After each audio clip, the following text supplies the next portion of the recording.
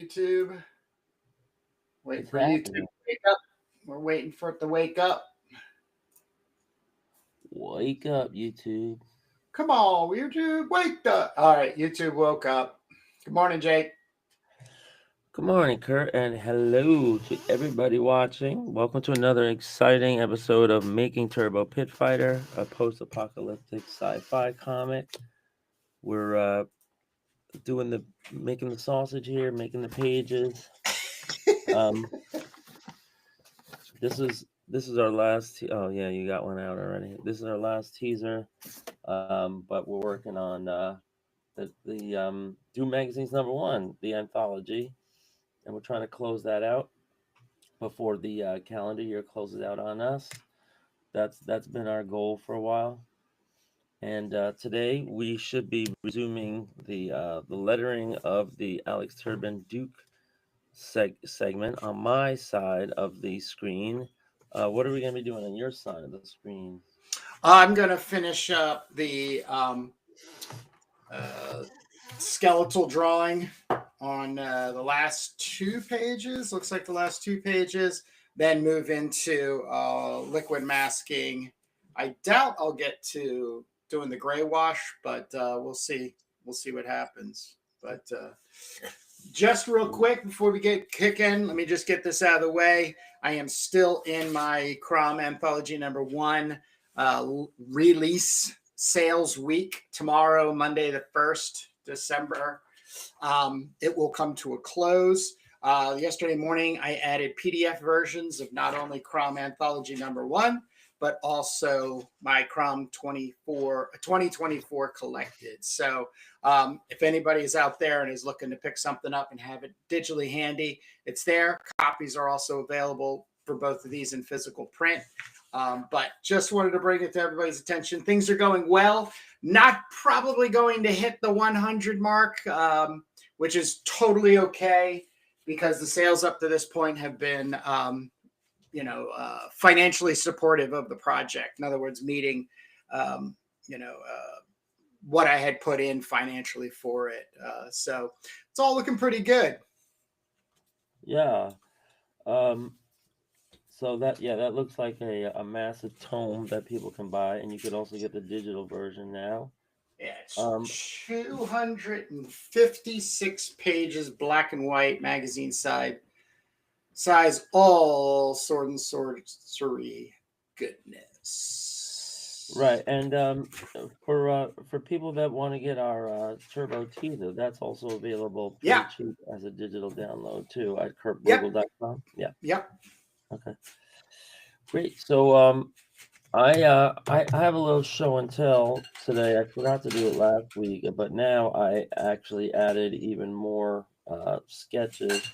This was a drawing I did. I was trying to conceive of the automaton machine that could attack the D. Huberton's headquarters on the last page of the Duke cliffhanger. And I showed this to Alex on a Zoom or on one of our calls, but I never inked it, so I just started inking it a little bit and showing Duke inside the thing.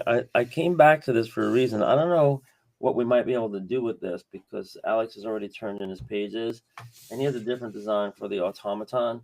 But we are going to have to change something because he blacked out the window where you're supposed to be able to see the Duke very clearly. That was a really essential part of the story, was that everybody can see it's the Duke very clearly. So that's one thing. I like that design he made too on the. We could grab this illustration down here, Jake, and you could pump it. You could punch it right in here. Just totally slot it in and make it that's smaller. What I'm gonna do. Right, that's what I'm gonna do. Cool.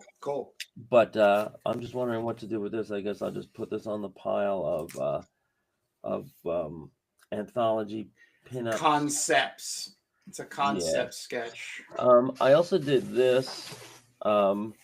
This is pretty interesting. I want to read this in a segment. You see all this like mad scrawlings around the sides. Yeah. So I came up with a character here. You know, I do these faces, and then like I'm trying to think of like, oh, who are they in the story? And so well, let's just get this out of the way here now. Yeah, we're here. I brought this character, um, who's going to be named Shokrina Krishna.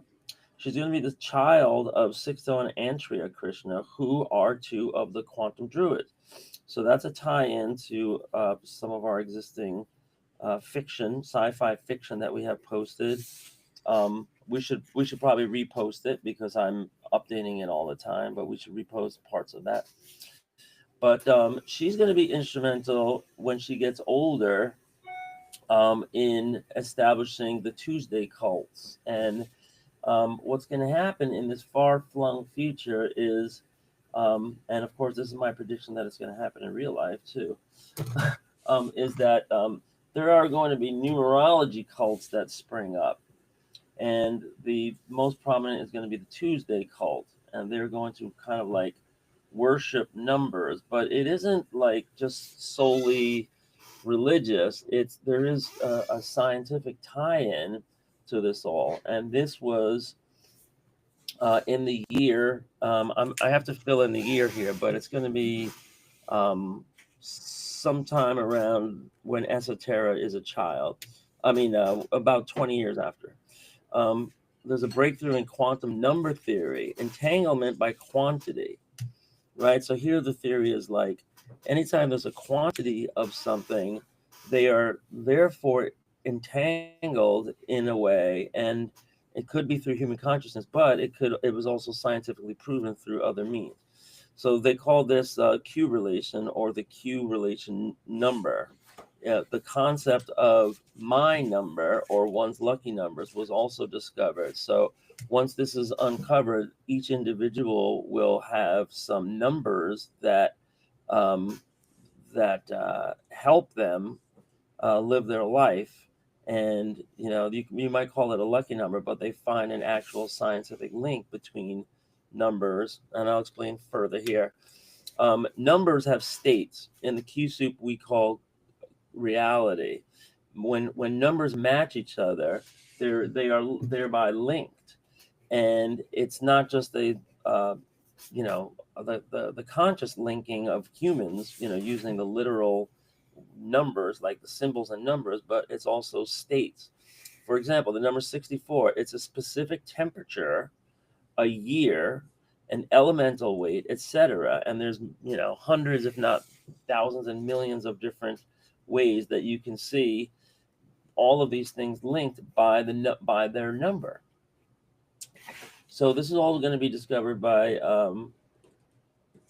Shakrina Krishna, aka Sister Shakadelica, aka Noko Devancourt, aka Shock. When she was a kid, she was a graffiti writer. She just wrote Shock. That was her nickname.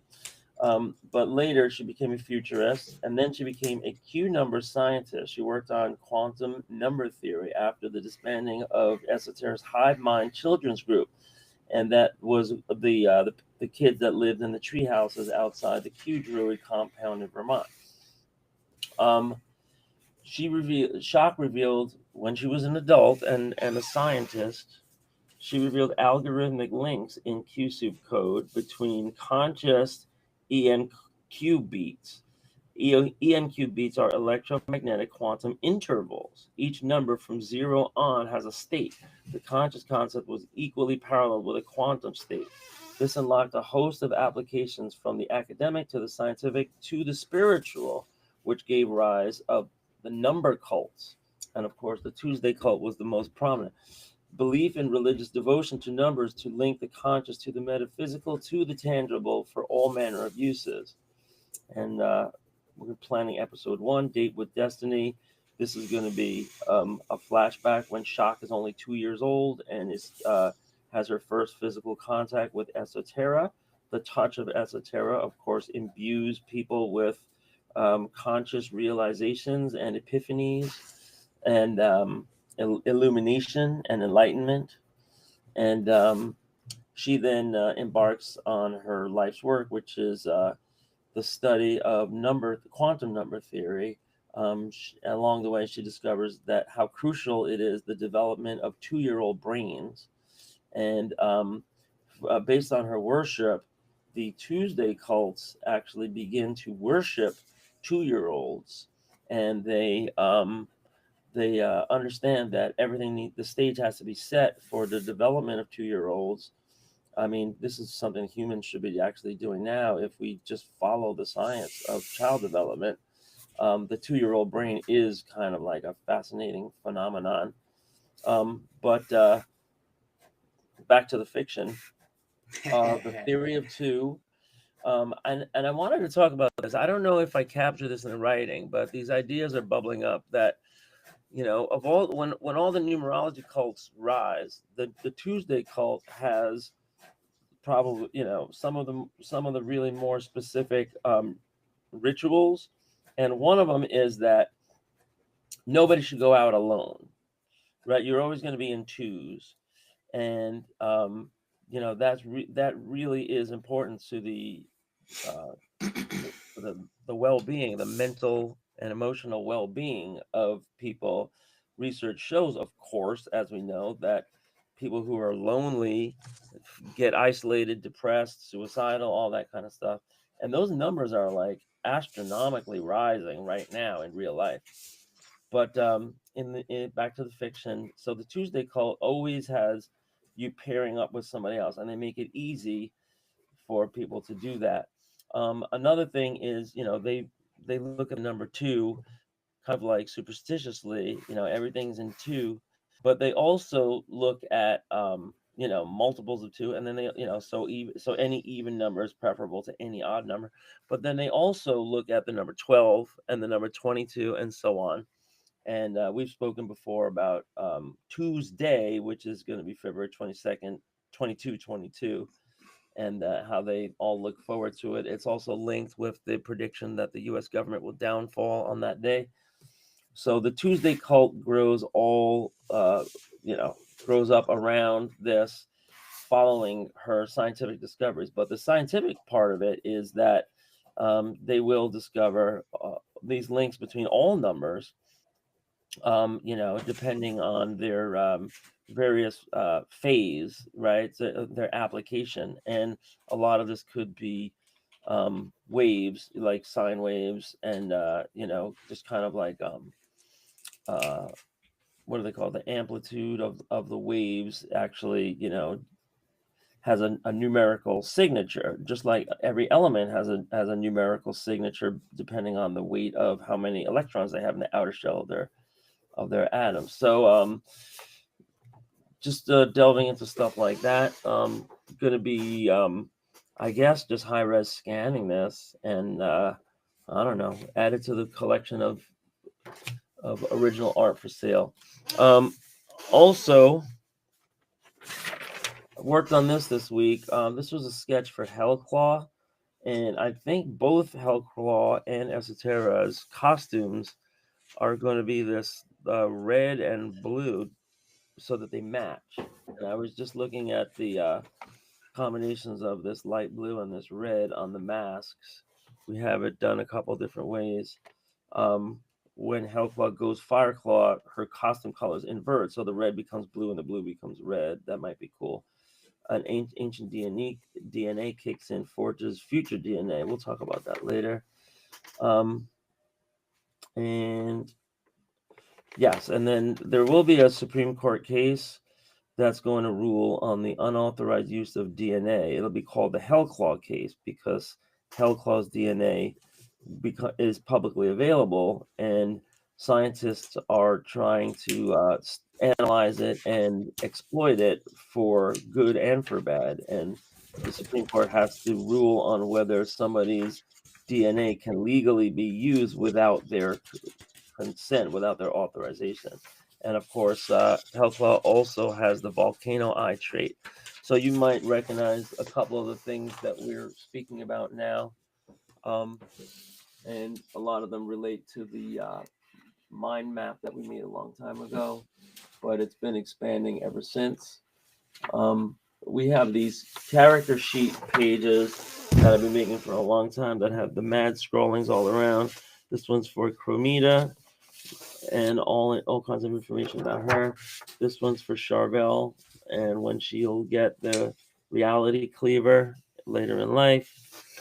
And it goes on and on like that. This one's a little bit undeveloped, but this is going to be also, I think Charvel or one of the others that's getting enhanced. That one is in the pencil stage. This one is also in the pencil stage. This is Hawkwind. This one is in the pencil stage. This is Hellclaw. This is gonna be a nice pinup. Here's another one that's a little bit of ink and color. Also talking about Esoterra's cleaver with a little picture of Esoterra above. And so I'm getting a pretty fine little collection of these going so that we'll have plenty of pages. And I think I misspoke last week. Do you remember when we had Alex on and Alex said, how many pages is Do Magazine's number 1 going to be? Yeah. And I don't know why I blurted out 28 because I've always thought that it's going to be 32 plus 4, which would give us a nice little bumper to put a bunch of zine pages in and maybe some of these character sketches. Maybe we'll isolate them and make this illustrated text pages. But we have a lot of these. You know, I want to say there's probably 25 pages of this kind of stuff. You know, that and a lot of them are done as far as pencils. Some of them are done as far as inks. This is Baby Esoterra being discovered by the Quantum Druids. I have Reen Paul here. We have which we're not really, which we kind of have on the back burner, but yeah, we got like just a madhouse of all of these kind of like ancillary sketch pages done in no particular comic format size, but they would, I don't know, I think they would be good in maybe publication if we just figure out how to format them and put them into Doom magazine. Don't you think they're great for like that first page that we're going to use to establish and reestablish as we're producing Doom magazines? You know, like you got part 1 of something or just anything. So you got that first setup page. Right. That's the plan, and we'll use those illustrations, but the text will be a little more organized, a little more coherent. You want people to read to get the setup for when the comic sequence starts. So everything's got to set that up, the backstory, and like in the case of the casualties, it'll be all about Charvel getting recruited by the fake Hungarian basketball association and luring her onto a plane, etc. But why are they after her, and what's the greater context? So we will set all that up.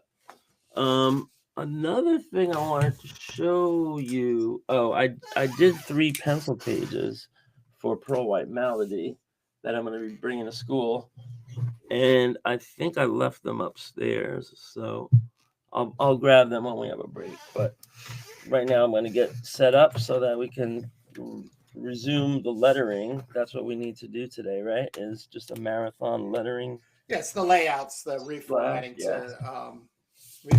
to 11:17 for Alex's pages.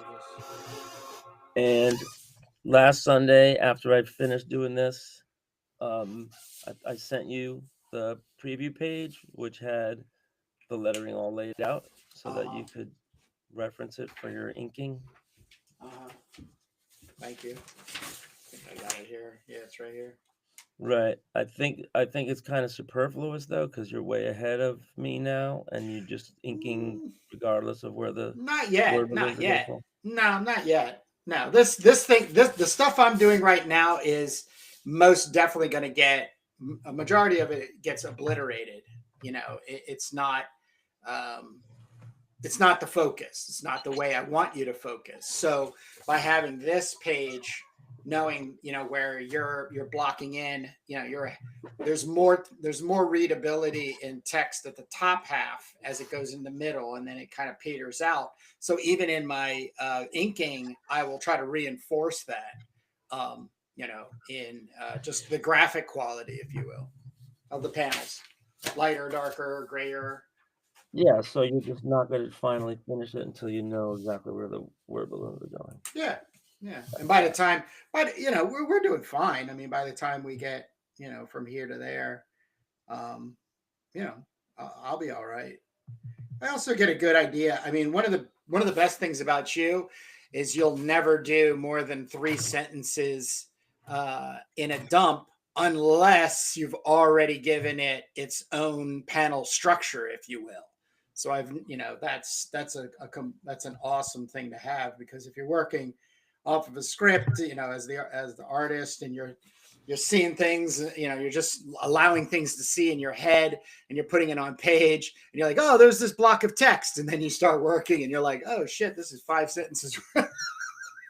I didn't really plan for that. Can we squeeze? And then all of a sudden it's covering a third of a character, or Yeah, well, I do split balloons up into multiple balloons a lot. Yep. But I mean, when we came to the realization that Alex wasn't using a standard comic page format, what it meant was that we could conceivably have room above or below every single page, which is like, what do you mean? I get to add more dialogue on every single page? That's a bonus. Another possibility is splitting panels apart and making that space go in between. Yep. Right, which could be weird, because if you run a word balloon across the entire length of the horizontal, that could be weird. But usually they do it at the top of the page, if anything, right? And it's usually like the first page in a world. All right, so the next thing, so I put in, as you can see here, I put in all the word balloons for the entire 11-pager, and I didn't finalize their placement. So now this is what we're doing, hot and heavy, is we're going to be going into page 4 now and finalizing the placement of the word balloons, making the boxes, and oh, right. So one thing, I don't know if I put this in the email to you, but when it's a narrative box and it's kind of squared off like this, we don't have to worry about drawing a word balloon, like a round word balloon with a tail, right? Yeah. But a lot of these we do, right? Like, for example, here. So do you want me to be doing this first priority and fixing these and finalizing these? Or should I move on and just put them in boxes now?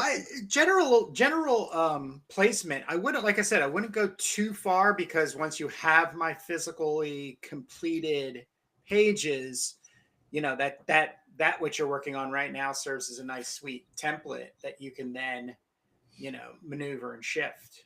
Okay, well, I hope this isn't minute. I hope this isn't minutia right now, but you see this little corner right here? So these corners will be rounded corners everywhere it's a word balloon, and you need to know that your art doesn't stop right at the corner. Yeah, no, it's and I'm just looking for just a dead space, area, generally, right, where concentration, like I said, like the top panel of page 2. What the hell is, here's page 2. So when I get into page 2, I'm not going to spend a lot of time here, because there's so much text that's going to happen around it, and sound effects here and stuff, but it's going to get treatment. As I move down, this becomes more graphically attractive, if you will, the eyes, and then repeating here. So there could be something that I really get into, dark to light, higher contrast. This could all just be in mid values, with some texture. That's all it is. Like, if I didn't know there was any text, like as much as there is here now, I could go to town and make a whole bunch of fun stuff going on there. But then if I didn't know that these, then I'm like, oh, great, thank you. You just blocked out 2/3 of my work. You know what I mean? Like, and that's all I'm looking for. It's a very generalized feeling for what I've already experienced with you and wanting to make sure the movement of the eye of the graphic on the page with the text is as solid as possible. Right. Okay. So,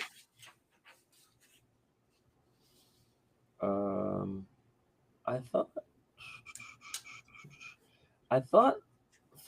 I wonder if page 3 and 4 can be swapped, and he kills the guy because Alex invented page 3. Yeah. And I was thinking the same we're thing. inserting it after page 2. But yeah. I originally intended for this page to follow page 2, and we could just as easily make it. I think I want to do that. Yeah. This is page.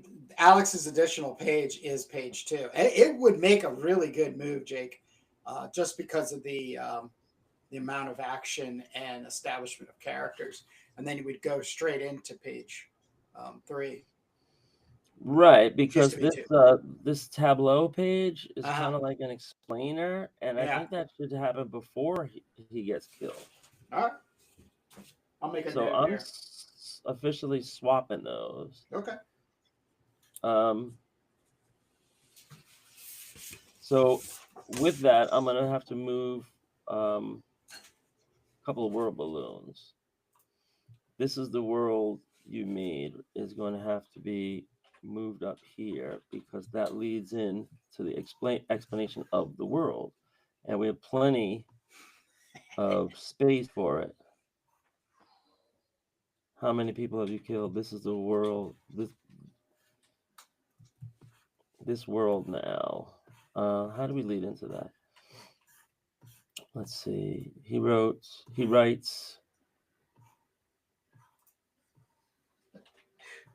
A society that can no longer wipe us. This world now, it only works for you.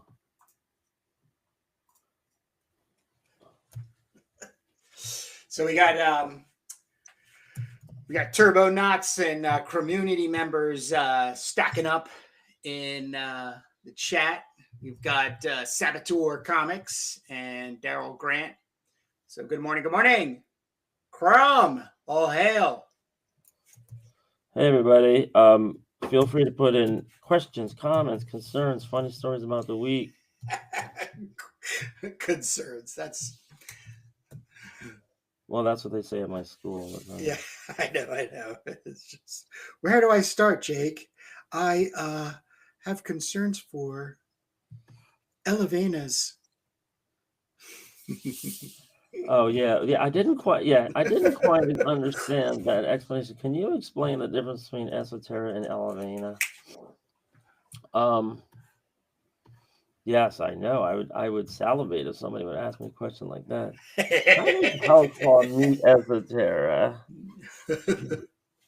All right, so up here. So now we're gonna go from this to this. The Duke says, I actually enjoyed my life until you sent in the U-1Ws to kill us. This world now, this is the world you made. How many people? All right. So we'll move. It's your turn now up here, and we'll move this world now. This is the world you made, and I'm going to stack this differently. We'll get 3 stories instead of 2. There's plenty of room down there without touching the gun. How many people have you killed? This world now. This is the world you made. So I'm gonna remind me. I'm gonna have to resend you page 2. Because the word balloons are shifted around a little bit. Not that it matters to you. Because there's like full 360 backgrounds on that one already. All right, so now onto this page. A world of slavery, death, and blackmail. Now, I put in this description: a worker, a child, a pregnant woman, and a scientist looking away in shame. This is from the description for Alex, in other words, the script. But I don't know if we need to include it, maybe to make it clear. I guess I'll put it on the side for now. But let's see if this is clear enough.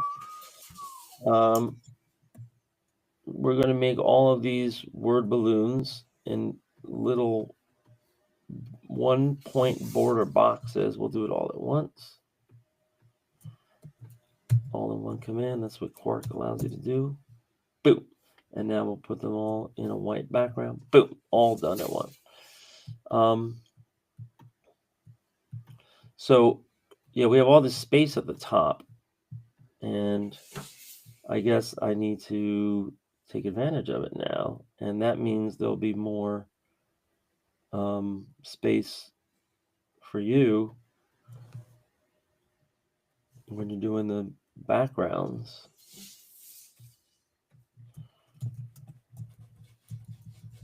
A world of slavery, death, and blackmail. This will be right up at the top. And so you'll have to like extend the tops some places, or me or somebody. Life plan means economical slavery for workers. Living under life plan means economic slavery for workers. So that'll be right here. And I also have to do this kerning, but don't have to do too much kerning in this alphabet. There's like word spacing, but not too much letter spacing here. And everybody can see as I'm doing this live what this takes.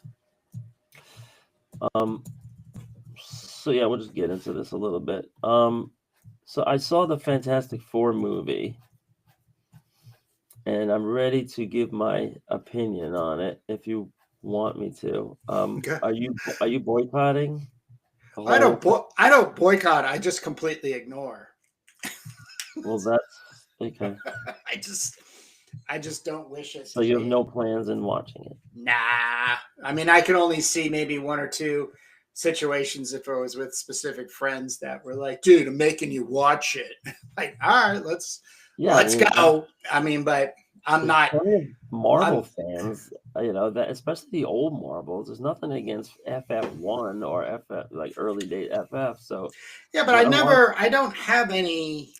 I have no nostalgia about, especially Fantastic Four. I never.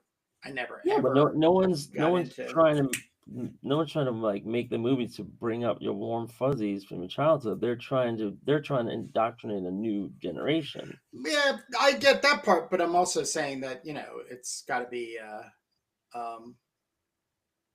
there's something there for the original people who identified with it. Yes, and that's what right. So that's what I was looking for, right? Yeah, that's exactly what I'm like. All right, I wouldn't look for anything. I just wouldn't look for anything. That's why I does or doesn't match the original story, because it is a reboot. Although they just kind of like start mid story, like they've been around forever. They have this I guess technique or this vehicle for like establishing that they've been around for years. So they just it starts on like the scene where she's pregnant, and then they show this like TV show where it's like 4 years of the Fantastic Four, and it's like everything. Like one thing I'll say is like they really had a great visual style. You might have picked up in the commercials or the previews or whatever, but like it's not the 60s, but it feels like the 60s. Yeah, and so a lot of the technology has that kind of retro look, like all the computers look like those bubbly iMacs from a long time ago. And they do that in Alien too, and I think they call that retrofuturism, or maybe like a little bit of steampunk or whatever. But everything has this feel where like it could be from the 50s or the 60s, although it's very futuristic at the same time. And so that's an interesting kind of just like visual statement that they made, whoever's designing the whole thing. And that extended to the graphics and the titles and everything. So that's one thing where they do make it like eye candy. Another interesting thing that I read about is that the robot that they built, Herbie, you know, I forget where they get him from. I think they got him from like a cartoon from a long time ago. They actually made him a character in the story. He's like R2D2, and he's helpful and he does stuff. But you find out that they like MIT or whoever actually built that robot for the production. And so there is a Herbie robot that is actually moving in a lot of those scenes without trick photography. I don't, to what extent, I don't know, but there was no actor inside inside of like a garbage can or anything. And as far as the story, it was kind of hackneyed. Where Reed Richards is doing all of these scientific discoveries and like innovations that would have turned science on its ear, but he's got like 50 of them, that he just, no big deal. I'm just going to go into the lab and do some experiments, and we're transporting physical things like for the first time ever. Okay, sure. So there's a huge suspension of disbelief, um, and going way beyond the fact that they have powers and everything. It's just like I always remember that Superman movie where Superman gets so pissed off that Lois Lane dies that he encircles the globe so many times so fast that it turns the spinning of the earth backwards and thereby makes time go backwards. Remember that Christopher Reeves movie? Oh hell yeah! Oh hell yeah! Right. And I remember as a kid, I don't know how old I was just looking at my friend in the movie theater saying, what kind of horse shit is this? Like it's like the episode, it's like the comic where Superman picks up South America and like, and carries it away, like, no, I'm not buying that shit. Like, that's not, it's way too, way Comic too much. booky. Way too comic book. Right. I mean, you want to have like, I mean, that's what I do in Turbo. Is like I really try to put a lot of science in there, like actual science, as much as I can, fudge my way into. But some of these are just like right from the first minute they're asking you, to suspend disbelief in like incredible ways. And every movie has that at some point. Like even Alien, you get to a point where it's like, okay, you lost me there.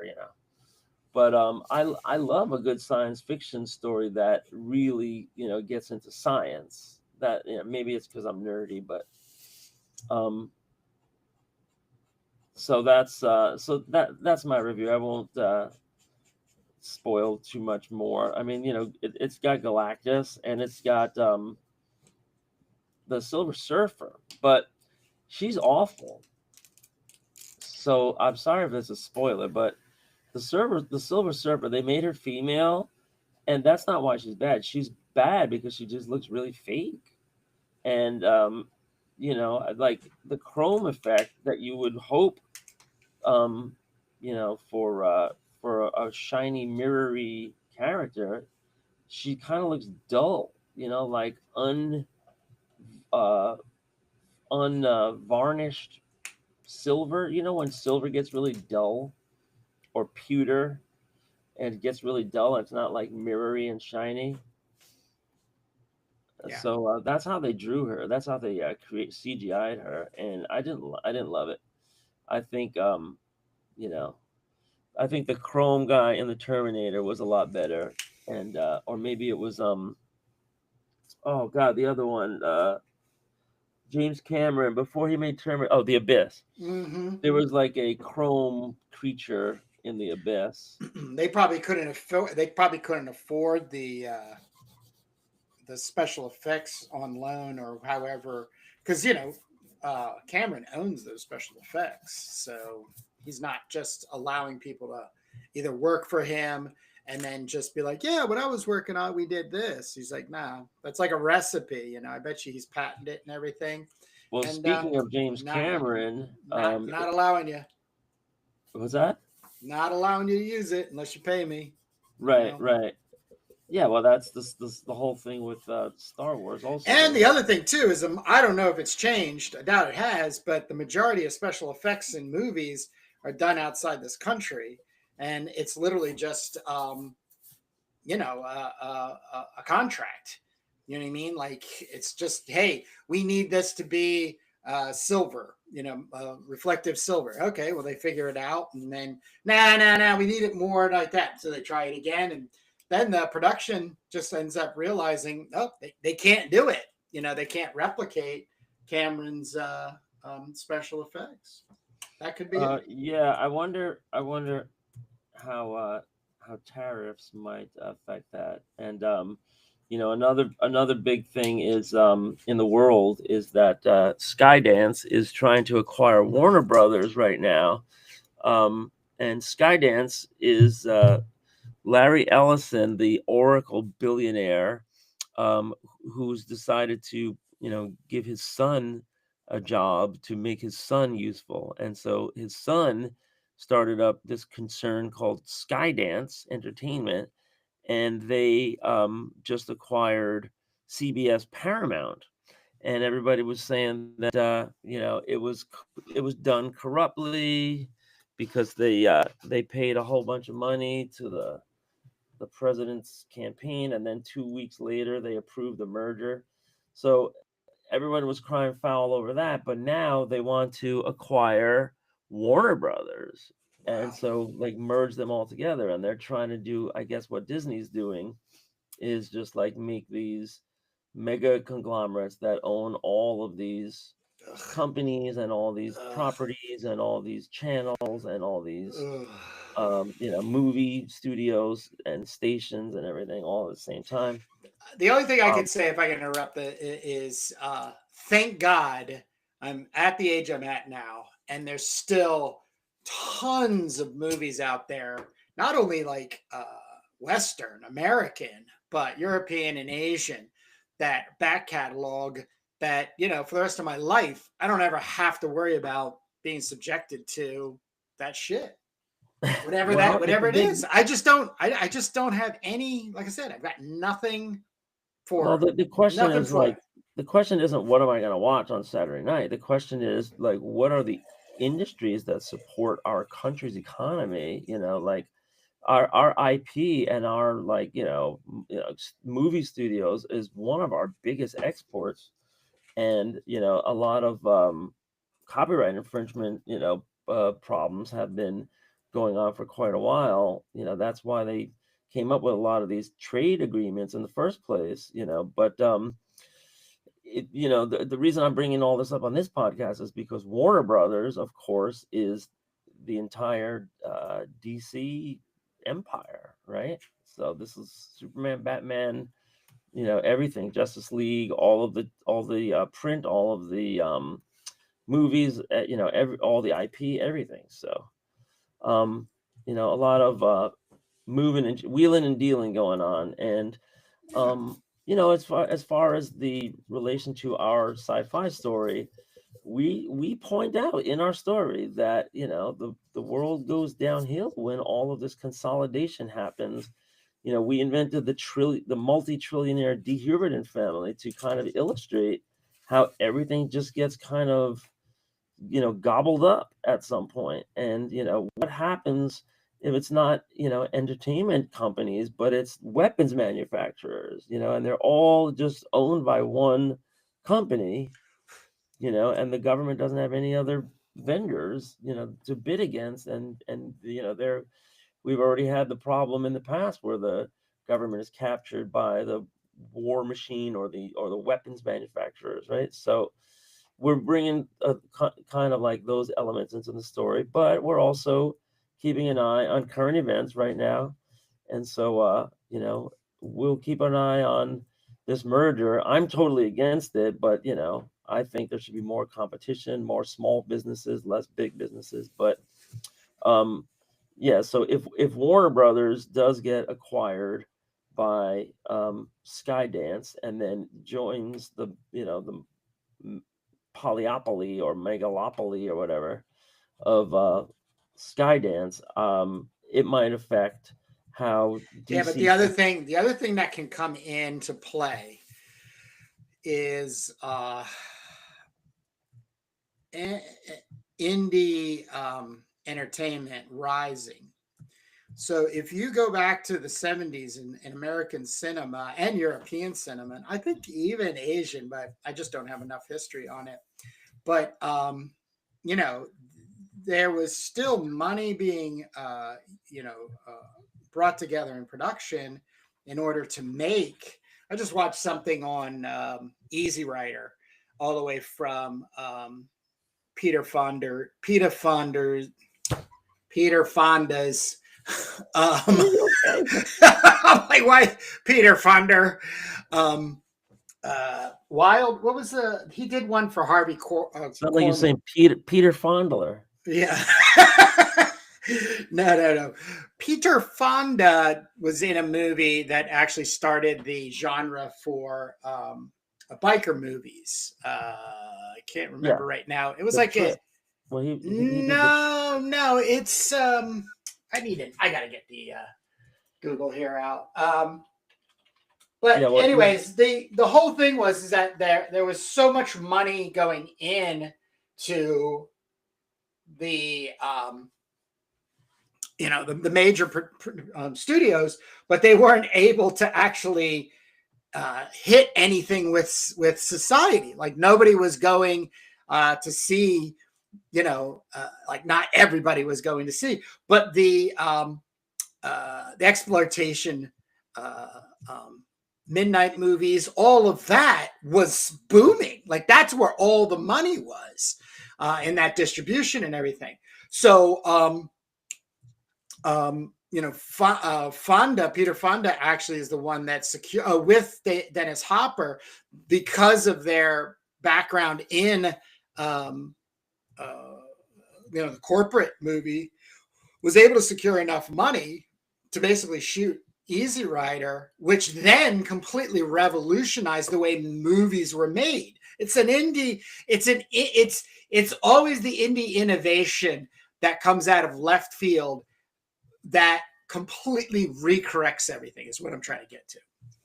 Yeah, but the the empire always strikes back. So it's true that indie movies did put a dent in the corporate movie business, but then at some point they just say, well, we're going to buy these movies and we're going to distribute them under our own imprimatur. And so that happens all the time now at these film festivals, like Sundance and Cannes and everything. You have these big movie studios lurking. Wild Angels, that was the first one. It was a Harvey Korman movie that came out in '66 that basically got the genre started. And then '69, Easy Rider comes out. The point I'm bringing this into play is it always looks dark and gloomy, at the time, in the trajectory that it could end up possibly being, which in all practicality for me, we live in a shithole of grand entertainment. I mean, I just don't find anything happening, especially in the United States, being produced on a massive scale with Hulu and Netflix and Disney and stuff. There's nothing that attracts me.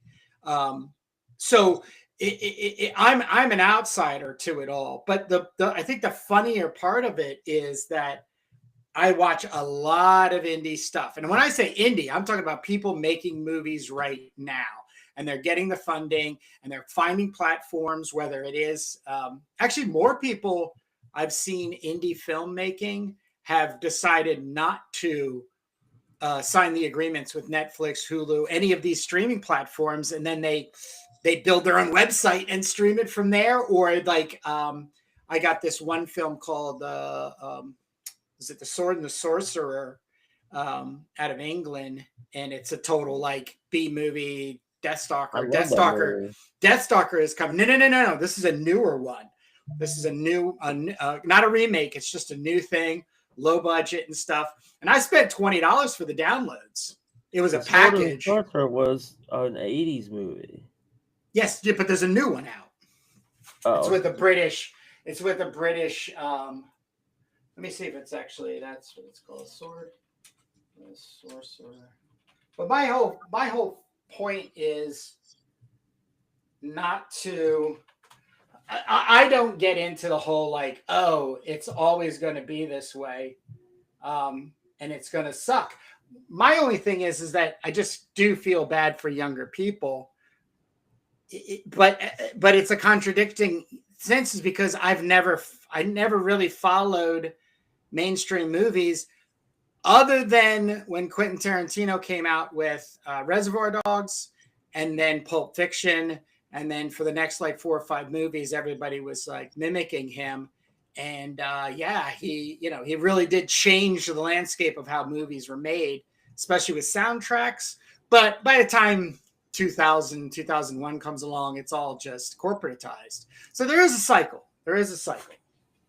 Yeah, I think a really good illustration of what we're talking about is in the beer industry, because 20 years ago, we wouldn't be talking about, breweries on every block. We wouldn't be talking about all these craft brews and these regional brews and these home brews and all that, like from every size. Like, there's everything from like a corner place that makes their own beer, like a brew pub, and all the way to like these big regional brewers like like Defiant or whatever, and then like the big example of Sam Adams from Boston, who was a pretty big independent brewer that got a big loyal following, and then was acquired by Anheuser-Busch or one of the big ones, so you become so big as a successful indie producer that you get bought out, and then they also call that selling out, right? Buy out, and that is the ultimate goal of any creative. I don't care who you are, you're looking to eventually sell out, and because it depends on the terms. Yeah, exactly. I'm not talking about that. Right. If you get a nice house out of the deal, great. That's great. That's what you want. But if you're selling it cheap and there, there's all kinds of exploitive contracts. So the indie movie I was talking about is called The Slave and the Sorcerer. I apologize. The Slave and the Sorcerer. It is a really great sword and sorcery film. Yeah. And but my point is that I follow the studio. It's a British studio, and I want to bring that up now. So I really want to promote this because they're working on the second one, and it's really cool because their newsletter is constantly giving you like the inside of them physically making this movie and the actors and everything. Yeah. So they've got me. I can't put it any more specific. As a fan, and somebody that's the next time the movie comes out without blinking, I'm gonna give them another $20. Like that's a business model. That's a business model instead of assigning yourself over to some streaming platform, hoping somebody's gonna find you in the depths of Amazon Prime. Well, it's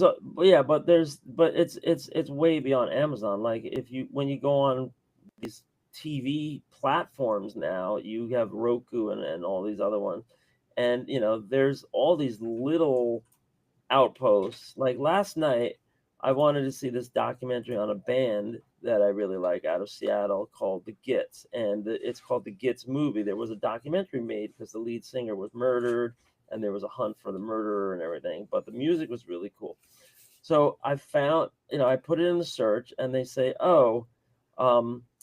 this is only available with ads on this channel that I never heard of before, called Zuby, Tubi, Kluby, Fluby, whatever.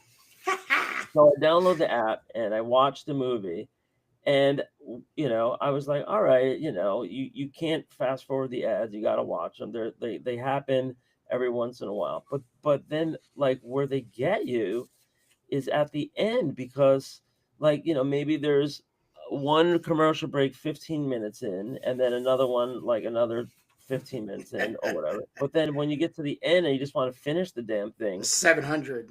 they're like every 5 minutes. And the Sucks. thing that makes you the most like insane is that it's the same commercial over and over, right? You like, if you're watching the commercial, like I don't watch the commercial, I just like grab my phone or do something else, or I'm drawing. But if you are watching the commercial, it's like the same commercial over and over, and they even played the same commercial within the same commercial break. So they had the commercial, then they had a different commercial, then they come back to the same commercial, and then towards the end, where they're doing it like every couple of minutes, it's just getting ridiculous. And it's all computerized, there's no human or anything. But don't you have to really kind of like feel for the production, the people who put all that money into it? Yeah, that they need some that platform is basically saying, hey, look, we'll let you ride on our platform, we'll split the terms of the ad revenue, because we're able to get 135 companies to give us their 35 Cialis, 35-second Cialis to 2.5 minute, whatever it is, and at the end of the period, the month or something like that, the platform walks away with $165, and the production company runs away with like $272, every month. It's like, it's the criticism is not in the material, my opinion, like, oh, they made something I don't like. It's way more about like the due diligence that we do as fans for stuff. Like I said, I'm still looking for Deathstalker 5. And as soon as I find it somewhere to download, I don't care how much it is. I mean, if it's $1,000, it's going to be stupid. But, they're going to be respectful and reasonable. And the going rate for a good film to download and own, as an MP4, and then have like the Slave and the Sorcerer has a VHS version, which I watched first. It was so like crappy in a sense. It was great. Very nostalgic, bringing you back to that place. But I'm ready to give somebody $20 or so, for it, for the Deathstalker 5. I was going to drive an hour north of me to go see the movie, but I couldn't get anybody to go with me. And it just didn't like, I was like, oh, why am I going to drive by myself all the way? It's just, it's just like, so, I think it's way more. And I'm really hoping that this is where we're going when it comes to entertainment is, don't be upset with these major corporations who are, doing whatever the hell they're going to do and what they want to do. If what really gets you excited, is sword and sorcery, then do your homework and look for the for where it is, and and then when it comes along, support it. And the same with like alien movies and all that kind of stuff. So I mean, to each to his own. I mean, I think that's still the best thing we have going for us right now, is that it doesn't matter what you're into. Somebody's making something to support you. Well, for the people for the people that made the documentary that I watched last night, I doubt if they're getting anything, because the channel that they're on doesn't know how to sell advertising. They only had a couple of sponsors, and they were repeating those sponsors. Yeah. Into the ground. So, and I doubt there was very many sales of that sponsor, because it was a pharmaceutical that is looking for people with Crohn's disease and that have a tangential malady of their eyes called thyroid eye syndrome or whatever, and or disease. And these things are like ridiculous. I don't get it. It's like so niche, And how do they get away with calling it free? with ads. Free with ads. I don't Well, you don't, understand that. Isn't that a because complete contradiction? because the paid services now have multiple tiers of paid where you Yeah. get some ads as opposed to a lot of ads, and like only like limited ads but you have to pay. Like, so if you get the whole service, it might be like $39.99 a month. But if you pay $19.99 a month, you only get a couple ads. And so they have all these like intermediate tiers, and that's spelled TEARS, because when you're watching this stuff, you're getting tiers of. So yeah, it's it's crazy. And it's changing very rapidly, because 20 years ago, 25 years ago, the networks had the monopoly on eyeballs, and now the networks are dragging up the rear compared to I mean, cable engagement went crazy in the intervening decades, but then now it's like social media has got the lion's share, and then all of these like a la carte apps that people follow depending on algorithms. And I mean, when you first get a brand new TV, the first thing you do is download what you had on your last TV, right? Yeah. And but the makers of the TV might have a deal with this, with Roku or streaming, platform services, and they're like, well, here, try this, free introductory month or whatever, or else go for one of these, like Hulu just got acquired. I don't know if you know that the Hulu, the name's going away, the website is down, but for right now they're still called Hulu, but they're part of some other service already. So, the players are all moving around as fast as you can keep up. And the question is, who's going to bring the entertainment to the people? And we are. Yeah, we right, are. right. Making Turbo Pit has zero ads right now, and we've no I plans. still, and this is not a joke. I don't know if it's wishful thinking.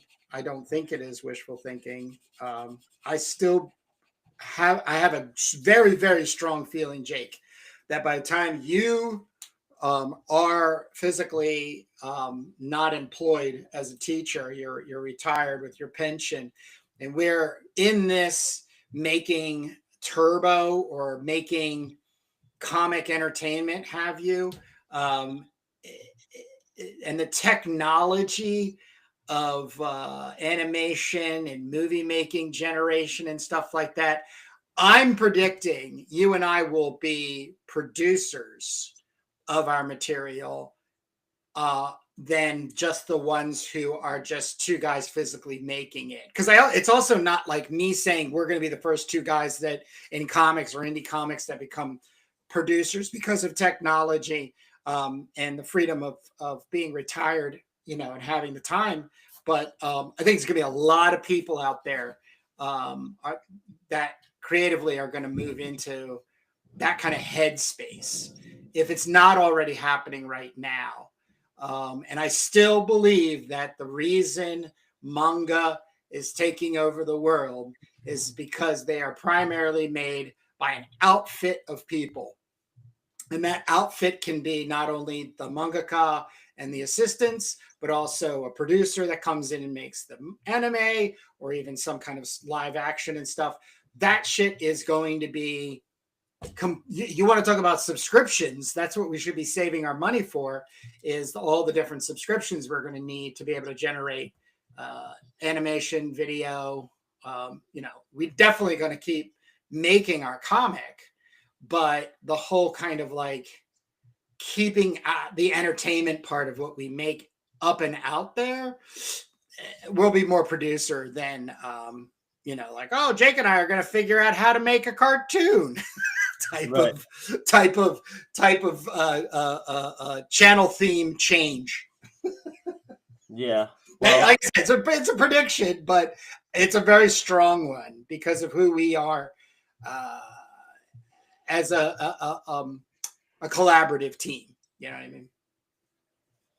Yeah, well, I think the tools are rapidly changing, and the ability to take your, I mean, we're already seeing it's not good quality, but you can, with a couple of presses of a button, take a drawn picture of your character and then have it turned into a 5-second ad or a 10-second ad that's animated. And right now it's all kind of like AI slop, but you know that doesn't mean it's not going to get refined, and be a lot more purposeful in the next few years.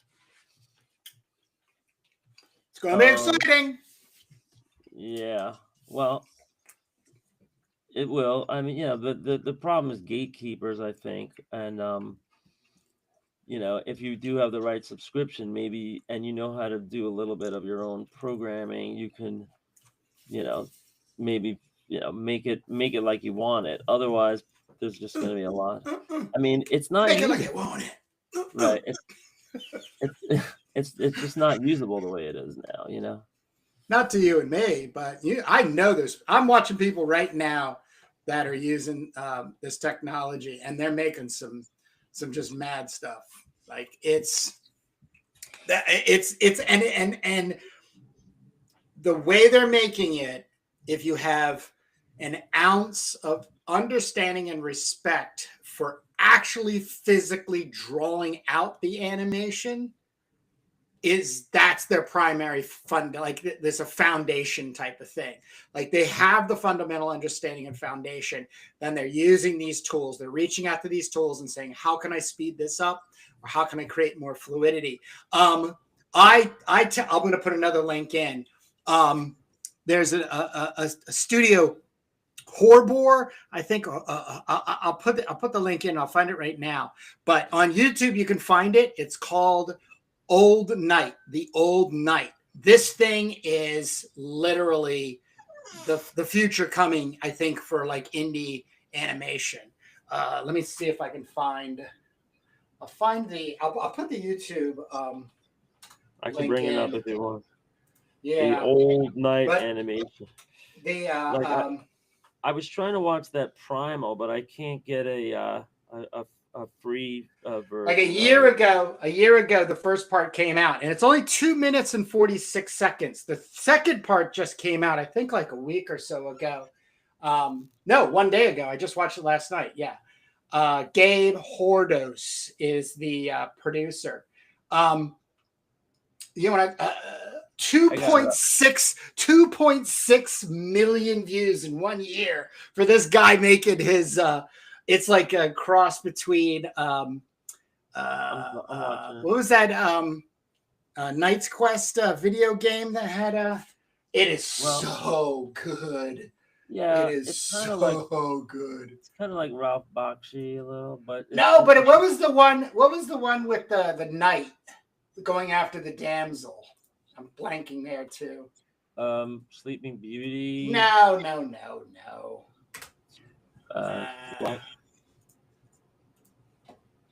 Yeah, the nice art style. And so good. The backgrounds are like good. Real simplified. They have a good thing. They're just like the gray tone backgrounds.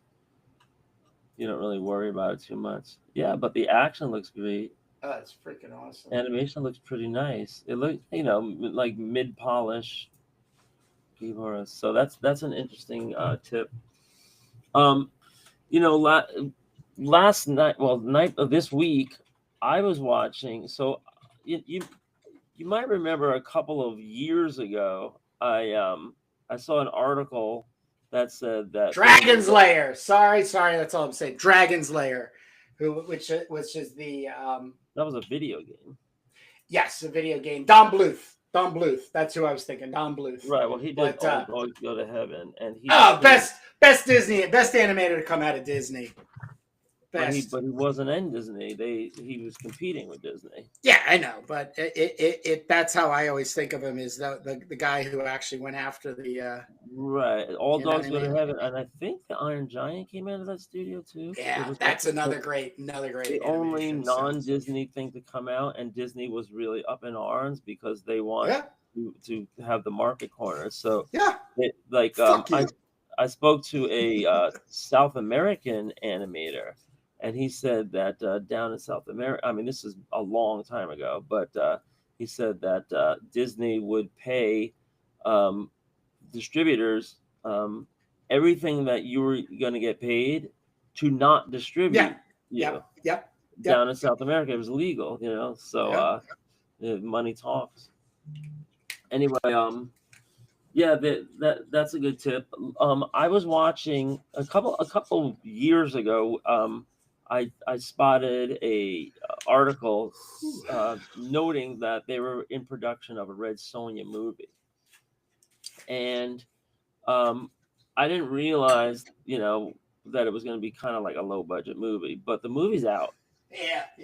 And I had no idea, so it didn't go. I guess it didn't go into theaters or anything. But when I was searching for it, so it's out. I can't watch it. It's you got to pay to watch it or whatever. Yep. And it doesn't look that bad. It's not a huge. No, it doesn't. It's not a huge blockbuster, production or anything. But it looks like a decent mid-level. Now, I have no idea how the story is. We explained who the actress was, Matilda something. She had a couple of credits, but then, this is like a pretty big role for her, being Red Sonja, because you have to look like you can actually swing a sword. You have to look like kind of legit, like swinging a sword. And so I don't know, like some of these, actresses, they're diminutive, like in the Fury Road or the Furiosa movie. It was literally like a petite actress that was trying to carry this off, so they had to kind of like work around that within the story. But so Red Sonja, so I haven't seen it. I would like to see it. Who wouldn't want to see a Red Sonja movie, right? See what they did with it. Yeah, but I have it on my list. I will most definitely own it. Like the slave and the sorcerer and the Death Stalker. But so you don't have your hopes up. Yeah, like I'm just so hardcore about sword and sorcery that I'm one of those people who just gets it, has it to say they have it, and kind of watches it in the background while you're actually reading a Red Sonja comic book or something adjacent to it. Well, it's just it's just the way it is. You got to not only have an open mind, you have to also look for the good, because it's the genre and you want to support anything in the genre. Well, that's the point. That if I don't put my money down, I don't get more or improvement. I do believe in that. Like, if you don't put your money down, I just don't want to give the money to. I don't want to join a streaming platform for a month just because I want to see a couple movies, and it would probably be economically feasible. But the majority of that fee is not going to the creators. So that's just that. So here's the funny part of the story. So I had Red Sonja in my algorithm, and the next time I logged in to YouTube landing page, it gives me this Red Sonja animation, and I was like, "Oh, what's this?" And I realized I had seen it before. It was kind of bad, but kind of interesting. What it was a motion comic with full and I probably mentioned it on an episode before. You have. But it was a motion comic with full audio production, right? So like voiceovers and music beds and sound effects, and that really did a lot of the heavy lifting, because they had a story and it was taken right out of the comics. It was called Red Sonja and the Queen of the Plagues, or Red Sonja is the Queen of the Plagues, or whatever. So I watched it, and boy howdy, did that have low quality. They were taking the art from the comic, just like they did in the 60s when Captain America throws his mighty shield. Remember that? Remember how Yeah. low budget that was? And like Thor's arm is like fakely swinging around because they literally cut it with a scissor and they use stop motion animation to like, make his arm hit the other guy. So, yeah, so it's like that, but a little bit better on the fades and the blur techniques. That's all new. Like it's all digital. They weren't doing like stop motion animation, but the laziness was that they wouldn't redraw anything. They were just using what was there. So when they have to take a background character that's drawn basically like a stick man or a noodle man, and he's got no face, and then they blow it up huge and they make this you're looking at a really crudely drawn character. That's when they blew it. And I know this was done a couple years ago, and probably AI could help them make this character clear to see, and then they could just edit it. I don't know, but it's just we keep talking about the motion comics because there is a space for them, where it's not full animation, but it's like people that's like, all right, I got nothing better to do right now. I'm just scratching my junk, on the couch, and I might as well watch this for 10 minutes. I'll give it a shot and see if it can like take my distract me for a while, because I love the character, and we'll see what the story is. And yeah, and so now that in the intervening 2 or 3 years, ChatGPT is out and Grok is out and AI is out and all these tools like Sora. So this is what these creators are going to be able to just plug it into and say, hey, take this really bad shot right here and fix it up, and the AI will be able to do stuff like that, give them like a head start. It'll assist. It's not Yeah. going to be as cavalier as you're trying to make it out to be, but it'll definitely be something where you don't have to put in hours and months worth of time and energy in order to, and the money being the majority of it, but it'll still take creative hands in order Yes, to I think there's going to be a new job description in the next, or if there already isn't, yeah. maybe somebody in the chat can correct me if there already isn't, but it's going to be AI fixer, right? In other words, we put this into AI and we got some slop back, but it is pretty usable as a frame, as an outline, and now we just need somebody to go in frame by frame and actually fix it, and make it look not like it's AI, right? That's the whole thing, is trying to make it look like it's not AI. So I think that's going to be a job description. And I mean, I've already done it with with writing, with art, with everything. Like, oh, this, like I tried out the AI and I'm like, oh, if you were going to use this, well, you have to fix it over here and over here and over here, Yeah. right? I think and I also think they do that a little bit on purpose in order to, recoup their money. In other words, they don't, like what I'm finding with all the apps is that you get something based in one app and then you bring it to another app and then you Google, well, I need this and this app's not doing it. Oh, well, you can use this app, and then they give you a little free trial, and then next thing you know it, everything is either $9.99 or $24.99 a month. Yeah.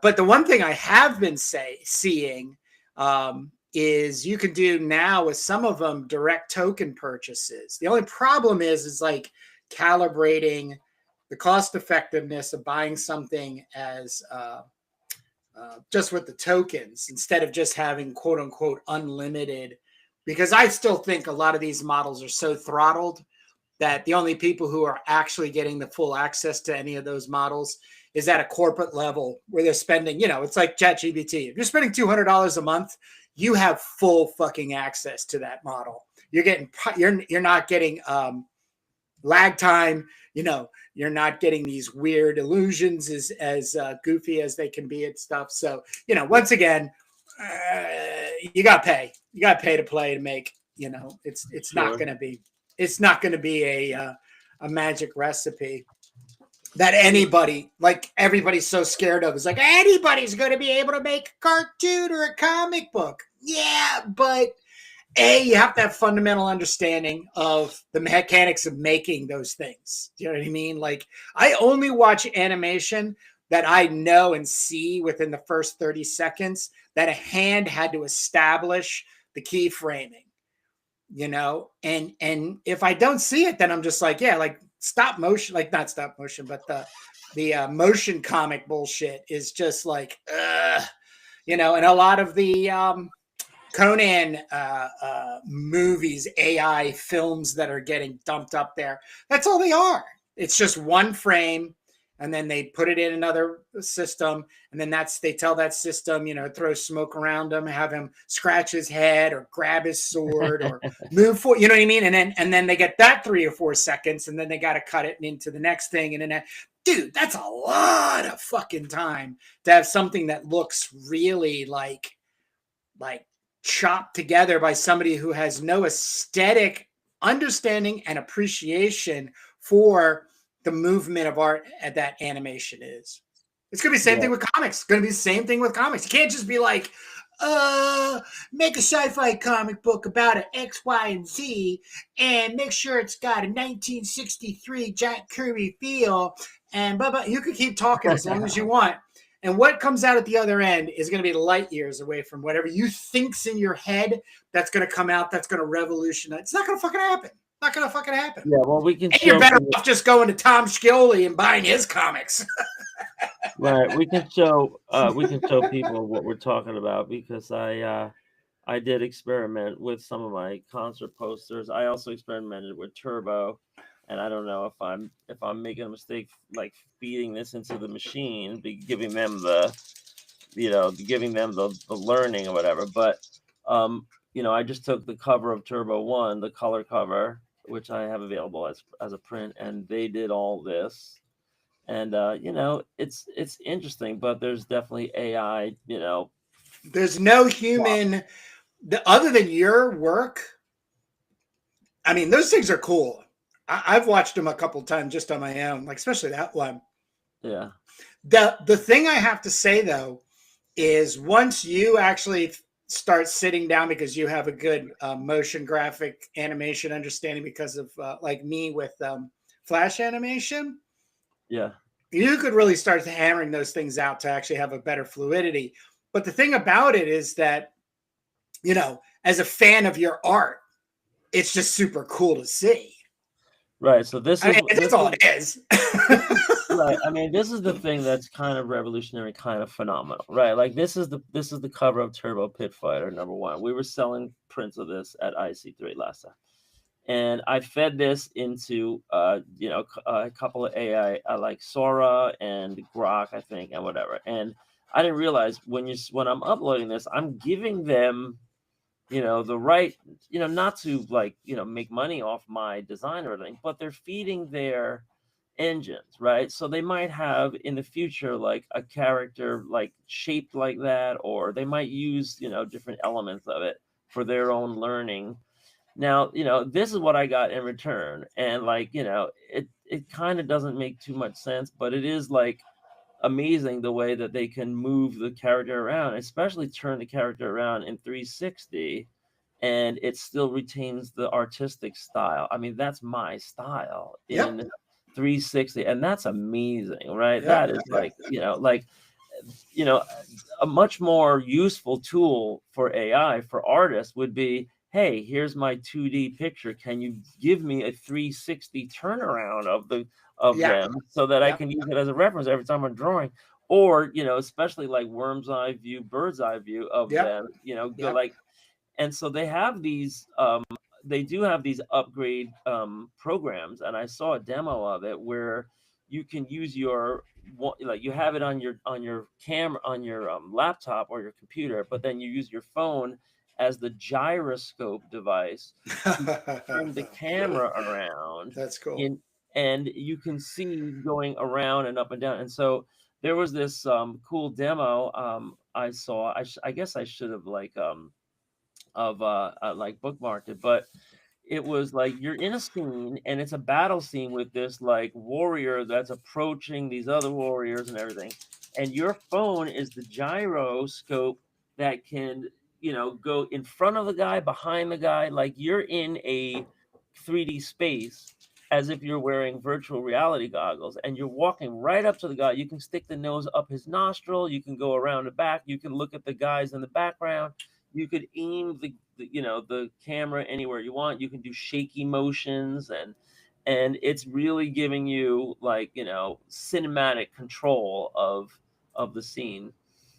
Here's another poster that I animated, and they do stuff with it that you wish that they wouldn't do, but it's just like mesmerizing to watch your own artwork be used in animation Move. as Yeah. if there was a team of animators. So Yep. like I think the best comparison is like suppose like I won the lottery and now I have a whole team of like Korean animator studio, Ghibli, whatever, and they can do whatever I want, but they don't understand a word I'm saying, and so they just animate like the Yeah. motion to do like completely different cockamamie things that you would never want. Like you would want her to break free from her chains, and you would want the wood in the background to explode into a million pieces. But the computer just does whatever it feels like, and that's where we are right now in the technology. So we're at a very interesting point in the technology. And you can use it for very simple things like just make it move and like stand up or whatever. But like you can see on this one, like it gives the lady 3 legs for a minute, like what? Yeah. Okay. Yeah. Yeah.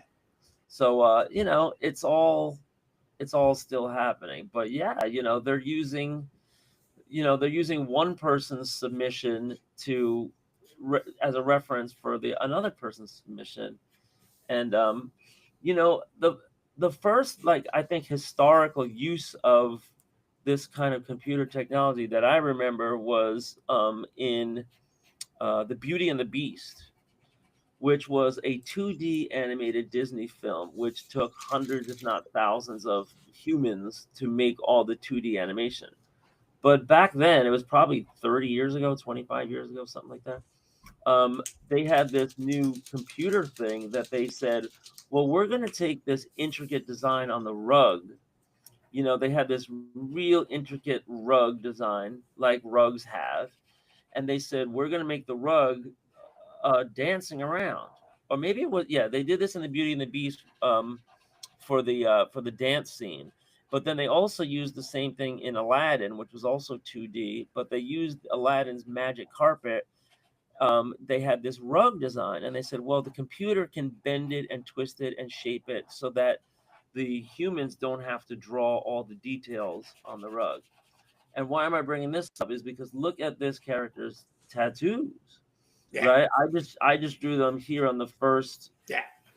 thing, and they have them wrapping around. So this is the technology 25 years later. Now it's available at the fingertips, anybody's fingertips, to say, all right, the tattoo sleeve arm is going to move in every different direction here, and you don't have to do all the work. I forget, but I took this Jack Kirby piece, and I thought I was going to try and stick this into AI and see what it does, but I don't know if I got around to that. But I definitely did it with a bunch of my posters before I realized, what am I doing? And then the other thing, like everyone's asking, well, why don't you make an animated movie using There this? you go. There you go. So I actually tried that, and I said, what if I Oh took God. this character right here is this character right here is this is Turmoil on the Planet of the Pleasure Bots. So this is like a tall character. She has like a scimitar and she's battling a robot. And so I said, let me try to put together like you can make a 5-minute clip because I bought like $10 worth of credits on Kling AI, right? So I said, let me make a 5-second clip, and then I'll make another 5-second clip, and then another 5-second clip, and then another 5 second. And I said, what would happen if I put them all together? Now I got a half a minute of animation. But here's the problem, right? So I got the first clip, And besides the fact that there's all this AI slop in there that doesn't make any sense, the problem is it changes the character if you don't have the right view on the first frame, right? So like here, I just went through all these different like possibilities where it was just fighting the robot, but then I said, what does it do next after it fights the robot? I said it's going to have a couple other robots come in and menace it. So that's this second clip here. But you can already see like her face changes. Like the idea was to have her hair covering her face, but now it starts out with her face is just visible, and she's got these, so